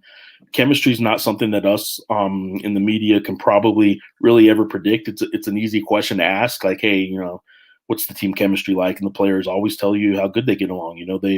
They go do random things in the offseason, bowling or just whatever team activity, random kind of team activity they might do, and they, everybody goes and writes a story about, oh, this team gets along great, and then you find out, they don't have that chemistry. I'll tell you this team, they don't get along. They're fooling me pretty well. They have a lot of guys that I think understand where they're from, and Rod Brown and Saquon Singleton, neither one of those guys are going to be offensive juggernauts in this league, but they're two junior college products that kind of have bonded and latched onto each other a little bit because they're versatile and they're scrappy and they fight hard. And I think those kind of players are going to be sort of the backbone the next couple of years of what needs to be a good couple of years for Paul Weir. He did get a 6-year contract and he's entering year 4, and he realizes that. I know his agent realizes that too. They need to have a good couple of years. It doesn't mean they need to win the league. I know that used to be the expectation at UNM, but things have changed a lot. They don't finance the program quite like they once did. I know he certainly doesn't get paid like Steve Alford was getting paid when he left to UCLA. But it's a team that again has the kind of identity and the makeup of probably what fans want, and it's unfortunate. Look, I went to New Mexico State. I wasn't a Lobo fan growing up or anything, but there's no denying that the Pit is a special place, and it may not be quite as big or loud or boisterous as some people make it. Some people coming to the Pit for the first time might think, oh, this wasn't quite what I expected, but it's a special place in this community. I can't tell you how many fans have the season tickets that their dad had or their grandparents had since the Pit opened in 1966. It's a special place, and this town expects winners and expects teams to at least play hard if they're not winning. And that didn't really happen the last couple of years. So I do think this year's team can kind of flip the script on that. While I don't think they can make a run at the title, I do think they're the type of team that'll make fans happy to watch again. And that's the one frustration I really have, is I don't think they're going to have a home game even without fans. I don't think they'll be playing in the Pit at all this year. And this is the kind of team that I think fans at the Pit would get behind. And I don't know, I don't know what your guys' experience or perceptions of the Pit is. Maybe it is a little overblown now. It's not exactly what it once was, but it's still, I go around the Mountain West, and it's still a pretty special place when you got Snake down at one end of the bench, and you got, you walk into it was pretty cool. There was a 30-year anniversary. Newspapers everywhere were looking for those kind of flashback stories this offseason because there wasn't any sports going on. They beat number 1 Arizona one year with Steve Kerr and Sean Elliott, and they beat him in the Pit. And we did a flashback to that story. And the video production of that, the Lobo TV video crew replayed the game, and had today's announcers, Robert Portnoy is the play-by-play guy, Hunter Green, a former Lobo who played in that game, as the analyst. They had them kind of recall the game and talk over it.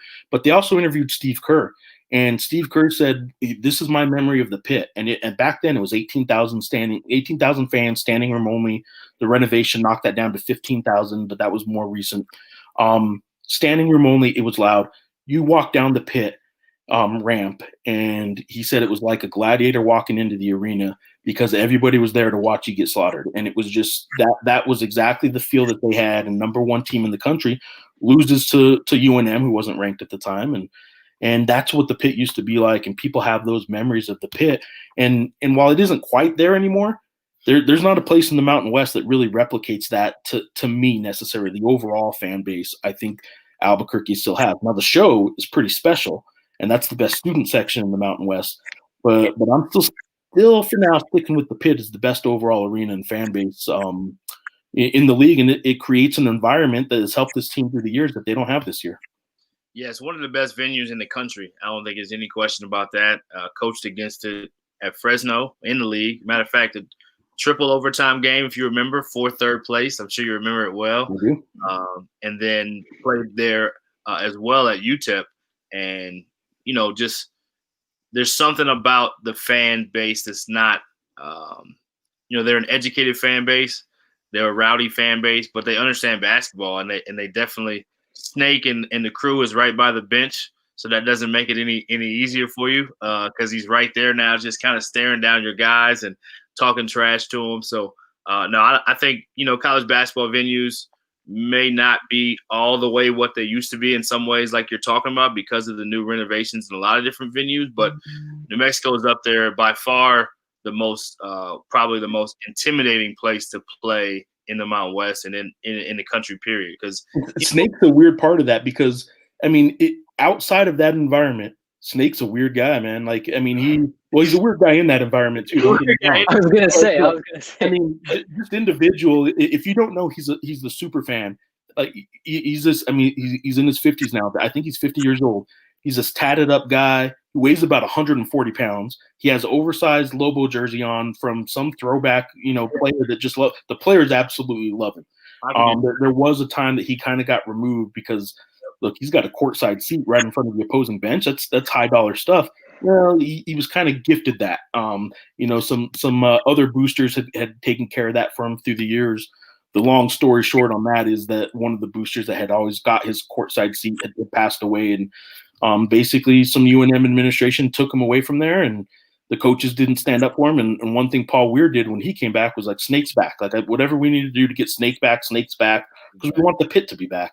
So Snake's back, and I'll tell you what, when he came back after about a 2 or 3 year absence, at Mountain West Media Days, every opposing coach would ask me about it. They had all heard.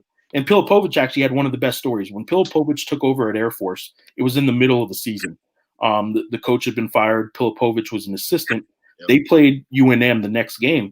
And opposing teams during the Snake era, which has been since the 80s, he's there not only – he's cut back a little bit, but he used to be there for shoot-arounds. And he would also – an hour before the game when the opposing team bus rolled up, he would be out there in the bus and he would greet them and talk so much trash and this kind of stuff. Well, he's there for Air Force for their shoot-around. And Pilipovich comes off the bus. Hey, Snake, what's up? And Snake's down on the ground, laying down on the pavement in the parking lot, looking under the bus. He's like, hey, coach, just a second, I'm looking for something. And Pilipovich is like, and this is all told to me by Pilipovich. He said, well, Snake, what the heck are you doing? What are you doing?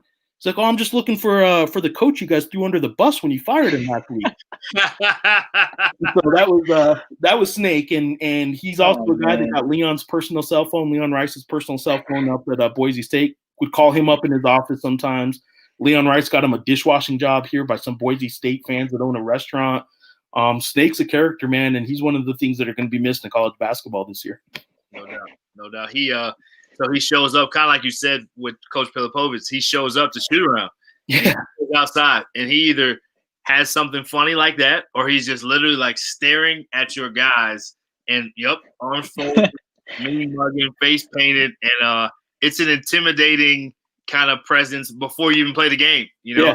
I give him a lot of credit, man. And a lot of players just don't know what to make of it. They aren't exactly. If you don't warn, well, I'm curious. You tell me. Did you guys warn your players before that, or was it kind of We did not. I think we should have, in my personal opinion, because it's different than anything you ever see. So when you see this guy that's acting like that, and then you have to deal with them during the game, it's just something that you don't want to put a lot of energy into it, but you want to prepare your guys for what they're getting into in a different environment. And we talked about the Pit. I don't think we ever gave Snake his respect and his due. Talk a little bit about the league real quick. What you think about the league, your early impressions of just the Mountain West in general. Who do you like? Who stands out? What things are surprising? Just anything in general about the Mountain West. I think preseason, my number one was San Diego State, and they clearly are. But I had a ton of questions about them. I'm an AP voter. I did not have them ranked. You don't lose Malachi Flynn, KJ Fegan, and Yanni Wetzel, and expect to not have any kind of hiccup. And so they have question marks. They have valid question marks. But man, they're good again. They're really good. I think they defend again. If Mensah down low is going to be a center that he looks like he's going to be, that they kind of talked about last year he was going to be when he was sitting out, you kept hearing about how good he was, and if he was playing, they'd be so much better. Well, you hear that about a lot of players sometimes. So he looks like he could be that presence. So anyway, San Diego State, number one, still clearly to me. And I know we in the media sometimes like to do these tier things. They're alone in tier one to me. I don't think Boise State's in the same tier as them, but I do have Boise State as a clear number two, probably in their own tier. They're kind of two teams that are in their own tier. I think there's a gap after Boise State. Yep. Colorado State, give me another week, and we'll see how good they could be if they can sneak into that kind of number two tier. But anyway, I'd go San Diego State number one in a place by themselves with Boise State. Maybe potentially Colorado State sneaks in because they have had the delays. It's hard to judge them just yet. But they could be up there. UNLV's been a big disappointment. And I know they got the Kansas State win, but if you look at Kansas State's results and performance, that doesn't mean much to me either. They're going to knock off some teams, UNLV is, because they're going to have a game where they hit 14, 15 three-pointers, and they stretch it out so much the defenses are going to be scrambling, trying to figure out that. And I think UNLV will still pick up some wins, but so far they haven't proven to me that they're going to be outside of that, contending for in the Mountain West, the top five, get the bye in the league tournament. They're going to be a team that's going to be in that mix again. Utah State has not.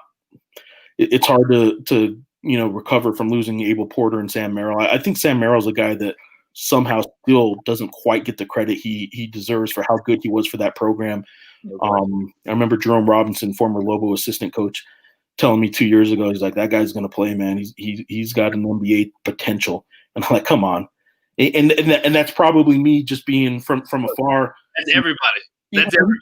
Yeah, I didn't see it year one either. Yeah. A couple years ago when he played the Lobos at the end of the year, he had a bad back. And maybe I didn't get enough credit to that. He looked slow and stiff. And frankly, like I'll throw it out there.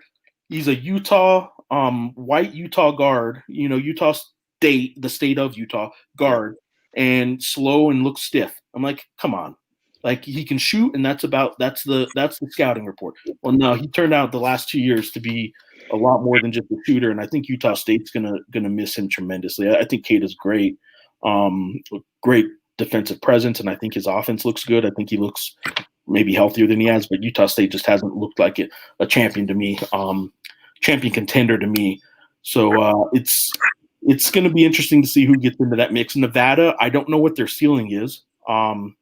That's maybe a cryptic way of saying I'm not too high on them, but they're obviously performing pretty well right now. Yeah. I know the San Francisco loss was what it was point total wise, but I like San Francisco. I don't know. Everybody gets a hiccup. And Nevada, I don't know that their ceiling's very high per se, but they're playing well. And I still want to see what comes out of this New Mexico team too. I don't think they're going to, like I said, they're not going to make a run at a title or anything. I think they can pick up some wins. I think they can get into the middle of the pack conversation. What about Wyoming and kind of Fresno? Those kind of we haven't talked about Fresno yet, so we'll kind of include you in that. Obviously, they only played one game. They got a bunch of waivers. Orlando Robinson's their best player back. Orlando's a guy I'm really high on. I think Orlando Robinson's going to be a problem in this league for opposing teams for a while because, first of all, there's not a lot of true bigs in the Mountain West, post type bigs. A lot of guys that might have some height, but all want to shoot threes. I think Orlando can play at the rim, and there's not a lot of those right now. So I think Fresno State has the chance with him. I need to, obviously, with a lot of these teams, I think I need to see a little bit more of them. Right. They lost, they lost a lot in the last couple of years, and I want to see them have the guard play from a few years back before I think they can make a run. Wyoming's a team that, man, you go on the road and you beat a Pac-12 team. I don't care who it is. Like, that's impressive, especially for Wyoming.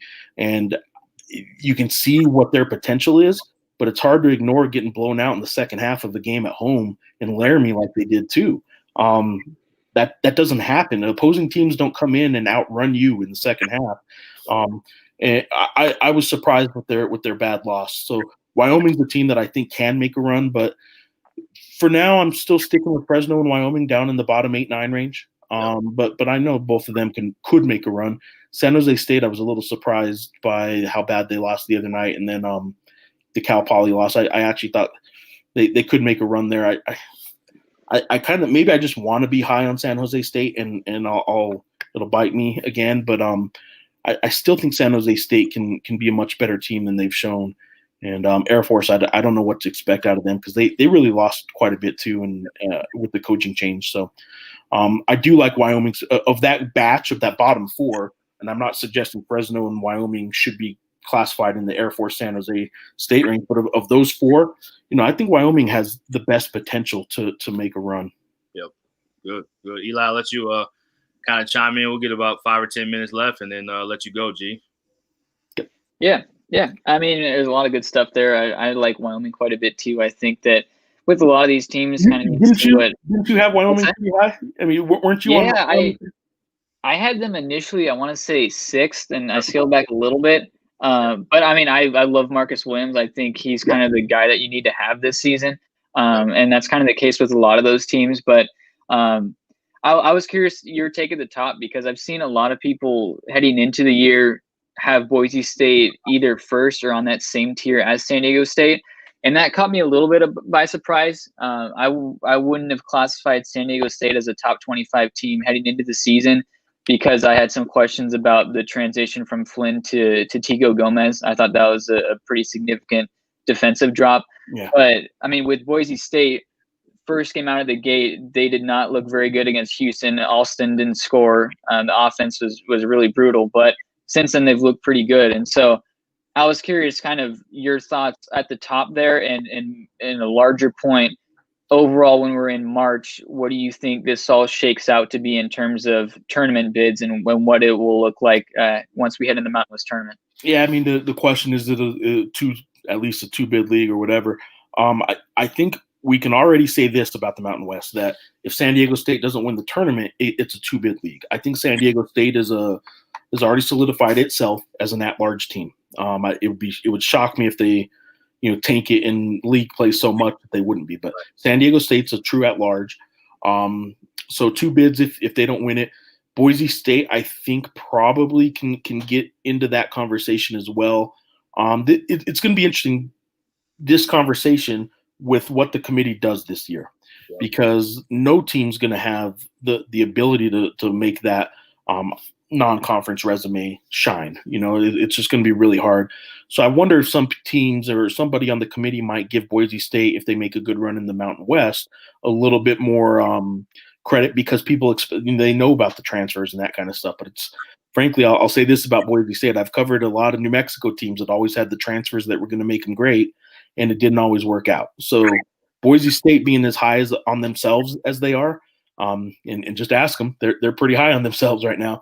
I do want to see it a little bit more, and I still think that you lose Justinian Jessup, and that was a guy that I think, because of Alston, even Boise State fans forgot how good Justinian Jessup was. I mean, he's the all-time 3-point leader in the Mountain West. This is a league that had Jimmer Fredette. Yep. And Jessup leaves, and kind of people are like, oh, we're going to be great. Well, no, you just lost an NBA guy that hit more threes than anybody in this league's history. So, you told Jeff they probably thought that Alston was more of an NBA guy than Jessup. Absolutely. Yeah, everyone talked about Alston being an NBA guy. No one's talked about Jessup being an NBA guy, just like no one really talked about Merrill being an NBA guy. When you talk about this league, those two guys, and their game translates, right? They were just talking about Jessup had 24 maybe just last night. I think he's with the Hawks possibly, but just able to make threes, and that's a big thing that they need. They need specialists who can space the floor, make threes. His game translates. Sorry. What is your NBA skill? Is what a lot of people ask. Like, if you're not going to be the all-around player, if you're not going to be a superstar, what's your NBA skill? Like, what are you going to do that an NBA team needs? Well, Jessup had that. I mean, Merrill has that, and you got to be able to defend a little bit too. And I think both of those guys could defend a lot better than people ever gave them credit for. Yep. And they both have size at their position. They're not small guys. Right. They got the size. You're right, and while maybe they aren't going to outquick any opposing point guard or something like that, they're guys that'll stay in front of you, and they can Great to do though. exactly that's sort of what I think people forget. Maybe at this level, at the Mountain West and at the college level, sometimes people forget like, okay, so you're slow. Well, what else can you do? And if you could do 5 other things, but you can't stay in front of that point guard, okay, you're not going to ever be asked to stay in front of that point guard at the next level. So I do think Boise State's a team that can still get to a pretty high level, but they got to make up for losing a great NBA player, and they haven't done it to me yet. They haven't proven to me yet that they can make that run at San Diego State. Of course, in a 1-game or even a 2-game series like you're going to have this year, anything can happen. But I'd say there's still a gap between San Diego State and Boise State. But I'll, as I said earlier, I still think there's a gap between Boise State and the rest of the field at this point. One other wrinkle that I have in that you touched on briefly, when we talk about maybe being in late February here, I don't know the game dates on it, but I'm certain that Boise State has that 2-game series at San Diego State. And you can say what you want about home court advantage not being a thing, but Boise going to San Diego is still a thing. I guess, what are your quick thoughts on the schedule this season? I know we've both spoken about that on Twitter. I had my frustrations with their initial schedule. What is your thought on how this plays out? If you combine no fans, you combine 2-game series, which is a big disadvantage for a team like Boise State if they need to win a game down the stretch and they have to play San Diego State twice at Viejas. That's a big deal. So just what are your quick takeaways from the schedule? Did you think it came together nicely, and how do you think it plays out with COVID and some of these pauses that the teams have to have? I definitely think part 2 of their schedule was better than part 1. I think building in a week at the end of the season to make up for some makeup games is a good idea. The 2-game series for this year, I get 5 road trips, as opposed to 9 road trips when it was an 18-game schedule and it was playing 9 road games. Now it's 20 games, but it's only 5 road trips. So I think all that's smart. It's good. I'll tell you who got the best schedule they could. And if you remember Mountain West Media Days, Mark Ziegler asked the question over and over again about San Diego State. Is it fair for them to have to play at elevation over and over again in these 3-game series? Because as he's reported through the years, the elevation thing, the altitude thing in this league is real, but it actually doesn't hurt you. Your body doesn't adjust in the first, I think he said 24 or 36 hours. So what San Diego State always does is they travel in the night before a game on the road and play the game the next day, and the elevation actually doesn't start hitting your body until that 3rd day. And that's going to start hitting San Diego State. So he asked a lot of questions. Dutch raised a lot of, he was the squeaky wheel, I think was the term he used himself. And the Mountain West kind of obliged and didn't give them a lot of tough road series at elevation. So I think San Diego State's schedule plays out the best too. They're the best team. And I actually think they play out the best, or they got the best schedule because their top contender is Boise State, and they got them at home. I do think that Boise State's schedule's fine, but they certainly would have liked to have some fans in the arena in Boise when San Diego State goes there, as opposed to what they got, which is they're going to California. I don't think there'll be fans in California at any point this year, so the show won't be able to be a factor. But I do think in Idaho there's going to be some fans at some point, and they would have loved to have been given, San Diego State a lot of grief from their fan base, and they didn't get that. What's overall, what's this been like for you? I know that you're really tuned in with the team in normal years. What's this been like for you covering the team kind of from a distance? It's weird. I haven't met, like I said, there's 12 guys who haven't played. That doesn't mean a couple of them were on the team last year who I met and stuff, but there's 9 guys on this team I've never been in the same room with. I wasn't able to go to one practice in the offseason. I got updates a lot. I talked to the coaches a lot. But there's 9 players on this Lobo team that I've never been in the same room with. We're not traveling to cover them until at least league play, which for the Lobos could be in Lubbock. Won't even be home games in the pit as of right now. The public health order in New Mexico won't allow it. So for now, the plan is they're going to play home games at Lubbock Christian University, a D2 in the Lone Star Conference in Lubbock, and Mountain West teams are going to have to do their charters if they get them this year. They're gonna have to go to Lubbock, and if you fly commercial, good luck, because getting to Lubbock is a little tougher flying commercially. So I imagine whatever the charter budget is this year, a lot of them are going to end up using it on the New Mexico trip. For the teams that don't get to charter everywhere, and in the Mountain West, not every team does charter everywhere. It's going to be interesting, because while they're a team that the players I have got to talk to, I really like their personality and their makeup in terms of how they're approaching this season and the not being able to practice. It's a team I just haven't been around enough to really be able to 100% vouch for this guy's going to be the leader or this guy's going to do that, because I just don't know him that well. It's been tough covering this team, of course, and I even did a lot of news stuff in the off season, so I wasn't able to cover him quite as much. But here we are. It's basketball season again, and in Albuquerque, Lobo football's never been the draw. They had a nice little finish. They won their last 2 games, and I digress, but they had a 5th string walk-on quarterback win their game the other night against Fresno State, a local kid. So people are excited about Lobos right now. And in this state with no sports for now since March, no local sports anywhere. The pro soccer team played its entire season on the road. People are excited about the Lobos right now. So it's been fun couple weeks to cover this cover sports here again. Yeah, last kind of question closing. If you can give us a funny story from your time covering the Lobos, any funny story you want, and then anything you want to chime in of how you'll cover them this year. It's a little bit different. You won't be able to touch them and see them. So just kind of those last couple of things before we let you go. I don't know what the funny story is covering them. I mean, so one thing, the people that follow me and you guys both on social media certainly do. I interact with the fans a lot. I screw up, I'm okay with them giving me a hard time about it. I play along with it a lot. I'm either a homer or a hater. As I mentioned, I'm a New Mexico State graduate, so I can tell you, if New Mexico State wins, and they did for the first 4 times of the Paul Weir era here, I was a New Mexico State homer because the Aggies were winning, and if I write the score, even it must be because Jeff hates the Lobos. Well, I was the most popular guy in town. My first year covering them was Steve Alford's last. They were a top 10 team. They had Tony Snell, who played in the NBA. They had Alex Kirk, Cameron Bairstow, Hugh Greenwood. Kendall Williams was a Mountain West Player of the Year that year. I was the most popular guy in town. People loved reading Jeff Grammer. And then the Craig Neal era came, and they had a good first year, and then they started struggling a little bit. Man, Jeff Grammer's a horrible reporter. And I swear I don't think I changed anything, but maybe I did. Who knows? But I think the popularity rises and falls based on how the team is doing, which makes sense. The most reaction I've gotten to anything I've done, and it's not so much a funny story I get. Well, I don't know, maybe it is. I started picking games with my daughter. So because I travel so much, my daughter, I just wanted to, I call her certainly from airports and hotels. So I have 2 daughters now. I have an 11-year-old now, and I have a 1.5-year-old. Okay, nice. Me too. Well, I'll tell you what, man, that is not the gap we intended.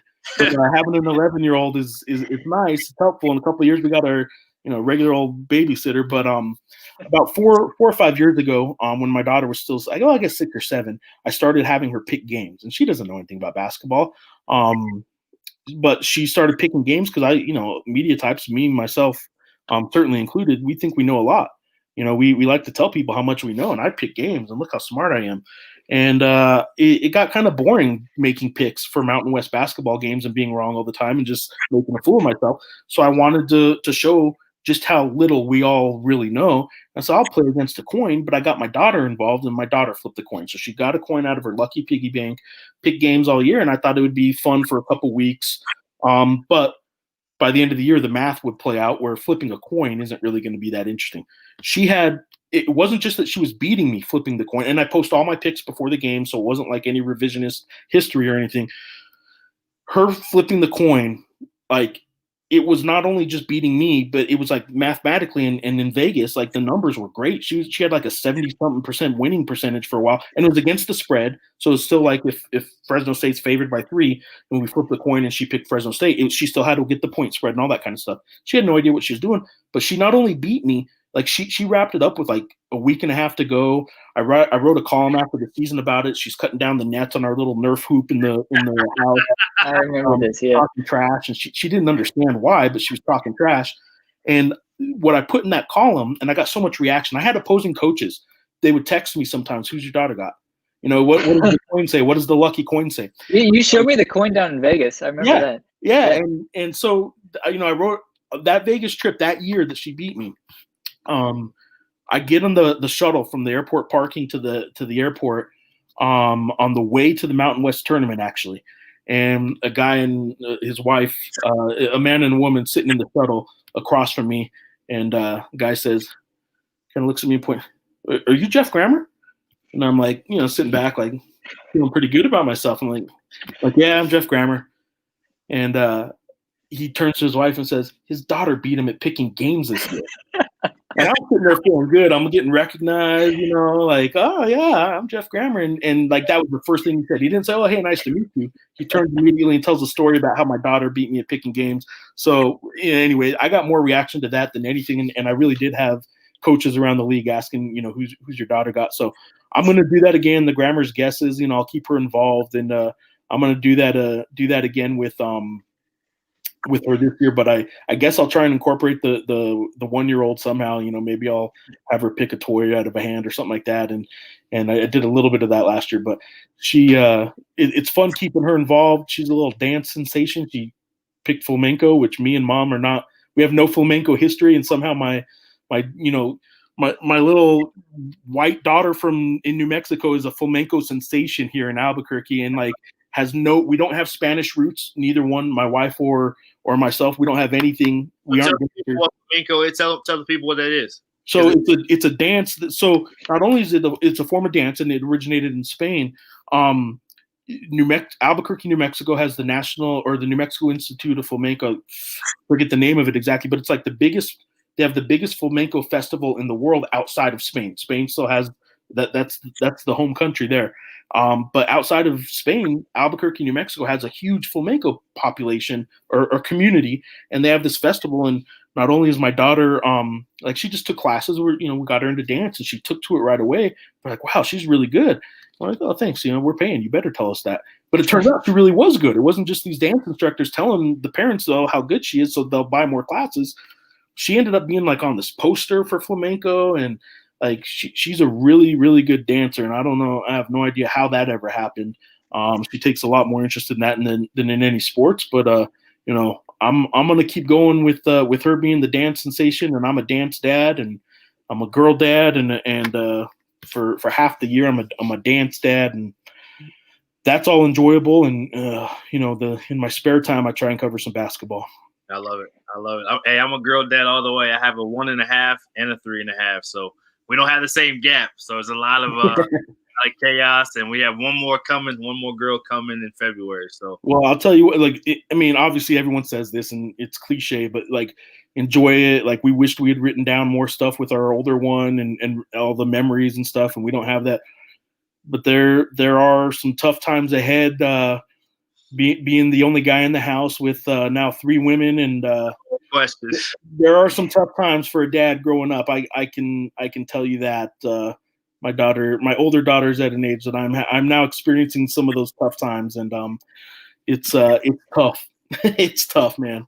Yeah, I'll be calling you for the blueprint, man. You'll have it all mapped out by then. If I don't lose my mind by then.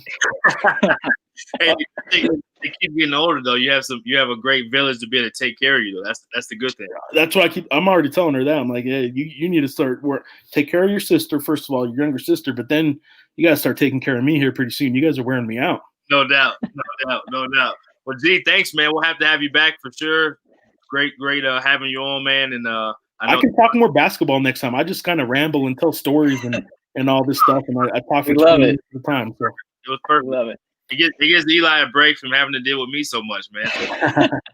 I watched real quick. I watched your one of your JC ones a couple weeks ago, and Cody Hopkins and James Miller were on, and those are guys obviously with New Mexico roots or ties anyway. I like it, man. I like what you're doing here. This is good stuff, man. Thank you, man. Thank you very much. We definitely want to keep you included, man. Love what you do, man. If people don't follow you already, they're already missing out. They definitely need to, because the entertainment value is at the highest level, and the intel, of course, but the entertainment value is at the highest level, man. And even as a coach, I think coaches, when I was a coach, You're always trying to see what's Jeff saying. What's Jeff saying? Well, I'll throw one more real quick. I know we're trying to wrap up here. I'll throw one more real quick. During video reviews, for those that follow me, like it started a few years ago. There were just so many of them. I was like, all right, how can we have some fun with this? And I would always just put hashtag drink on a tweet during a game, and I'd take a picture of the refs at the video monitor. There were a couple times towards the end of like the second year when I was doing that, where like there'd be a video review and I'd see some assistant coaches on the bench, and they knew where I was sitting most of the time. They know where the media is. And there are coaches sometimes that were like pointing out like at me during a video review, and like they'd kind of start laughing a little bit on the bench or something like that. So yeah, I good or bad, I know other coaches in the league start following my Twitter a little bit, and I felt bad for the Lobos because all the assistant coaches were told to make sure to put notifications on for Jeff Grammer tweets. And if you follow me on Twitter, I tweet a lot, and it ain't about basketball all the time. It's about La Bamba, it's about taco races, it's about all kinds of stuff. I felt bad because I was wearing out like Craig Snow's phone, like getting alerts, and Alan Huss when he was here, and Drew Adams. These guys, like their phones were blowing up like at 2 a.m. because I tweeted something about like La Bamba, the movie, or something like that, and like give it a rest already. And I'm like, turn off your notifications. No doubt. If you're a Lobo assistant, I mean, of course, I work with Lamont Smith at UTEP. If you're a Lobo assistant, I work with Cody, or Cody's a good friend of mine. You have to have the alerts on. You have no choice, man. You got to know. Well, there's reasons for that. Like just in actual coaching, you got to pay attention to your players and stuff like that. No. Man, if you have the alerts on for Jeff Grammer's Twitter account, God bless you, man. No. I wouldn't want to do it. I've been through it. I've been through it. Yeah, right. So. It's an experience. How many opposing conference teams have the alerts on too? You'd be surprised. They're trying to get the scoop on what's going on, whether you're talking about them or the Lobos. So yeah. I mean, look, I'm glad I have some Twitter followers because of it. I guess I shouldn't complain, but I'll tell you what. Once Twitter starts paying, I'm gonna be good. But until then, it's a lot of free content. No doubt. Well, have a great holidays, man. We'll definitely have you back on at some point, and enjoy those girls. And anything you got planned for holidays, you gonna dress up like Santa? What do you got for us? Yeah, I should. Like, been home for 9 months. You'd think I'd have better plans right now, but not. Like, if I can sneak out of the house and I don't know, I'll go be Santa for somebody else. Like, I've been in this house locked in with these girls for 9 months. I'm tired, man. No doubt. If I can get a nap for Christmas, I'll take it. I'm at that age now. Oh, I'm the old man in the house. If I can get a nap for Christmas, that would be the best gift. I love it, man. I love it. Well, thanks so much, G. We'll have you back on soon, man. Appreciate you guys. And keep this up. I'm serious. It's good stuff. Yep. Thank you. Yeah, awesome stuff from Jeff Grammer. Can't say enough about how good he is at what he does and how much fun he has with it. And as you can see, the knowledge is not lacking. You know, he's not just a guy who's randomly talking. He knows his stuff inside and out, and he's as good as it gets, man. So let Eli say a few words, and we'll talk about the forecast of what's coming up next in Mountain West, and then we'll wrap it up. Yeah. I mean, Jeff's been one of my favorites for a long time now, and I'll squeeze in a really quick story here. I was down in Vegas at the Mountain West tournament covering this with Jeremy Moss, who is my manager over at Mountain West Wire. And, you know, Brian, it might have been one of your games. Fresno State, I think, was playing in one of those late semifinal games. And I was recording a podcast with Jeremy in the media tunnel. It was just to us. And we saw Jeff kind of peep his head out. And we were in the middle of recording this podcast, and we just told him to come over and chat with us. And we spoke for probably, I don't know, 30, 35 minutes about New Mexico basketball. And it was just really cool for him to do that with us. And I was still really new to covering the league and such, but just a really good guy who covers the league well and covers New Mexico, just does a fantastic job. So really fun to have him on and chat with us for a little bit. And it's cool for us too. I mean, being young guys in the media space, talking with someone who's been doing it a long time and has good stories. It's always fun to have those types of conversations. AP voted. Don't sleep on that part too. Yeah, he absolutely. He's letting you know, like, this ain't just for fun and games, man. I do, you know. Yeah. So talk about real quick, games coming up, conference starting. What do we got that you're looking forward to as far as the next kind of week and a half in the Mountain West? Yeah, we've got our first conference games coming up. BYU is at San Diego State. That's going to be a good one. BYU had that close game against Boise State, so that's kind of an interesting one, seeing how SDSU measures up against them on Friday. And then our first conference games, Air Force is at Nevada for, I believe, a 2-game slate there on that Friday and Sunday. Colorado State has an away matchup at St. Mary's. That's that could be a very significant matchup on Saturday for CSU in terms of getting an at-large bid. If they're going to be in that conversation, they need to win those types of games. And then I would imagine this one is likely called off because of UNLV's current status with COVID, but they were scheduled to take on Wyoming in Laramie, I believe, on Sunday and Tuesday. So that one I would imagine is on the shelf now because of COVID concerns. But we do have conference play coming up. It's going to be touch and go with a lot of these teams depending on who's available and who's not. But mixing in some good games against WCC teams and BYU and St. Mary's, and also getting this thing started with conference play. There's going to be a lot of good basketball to watch, and I'm curious which teams emerge and which teams might head back to the middle of the pack. So it should be pretty entertaining. Yeah, absolutely. Well, thanks so much. Of course, follow Eli on we'll let him talk about Heat Check in just a second. You can follow all of our stuff on YouTube at All Access Network YouTube page and Facebook, along with Instagram and then Twitter and Facebook. Twitter. Both the different Twitters are All Access Coaches Corner, which is the Coaches Corner podcast, and then also All Access Sports Media, which is All Access_SM. We'll let Eli talk real quick about Heat Check, and then we'll let you guys go and have a great rest of the week. Yeah, my written content's over at heatcheckcbb.com. We've got 5 really good staff writers doing everything from covering teams to doing bracketology to looking into some of the stats and the nitty-gritty of the season.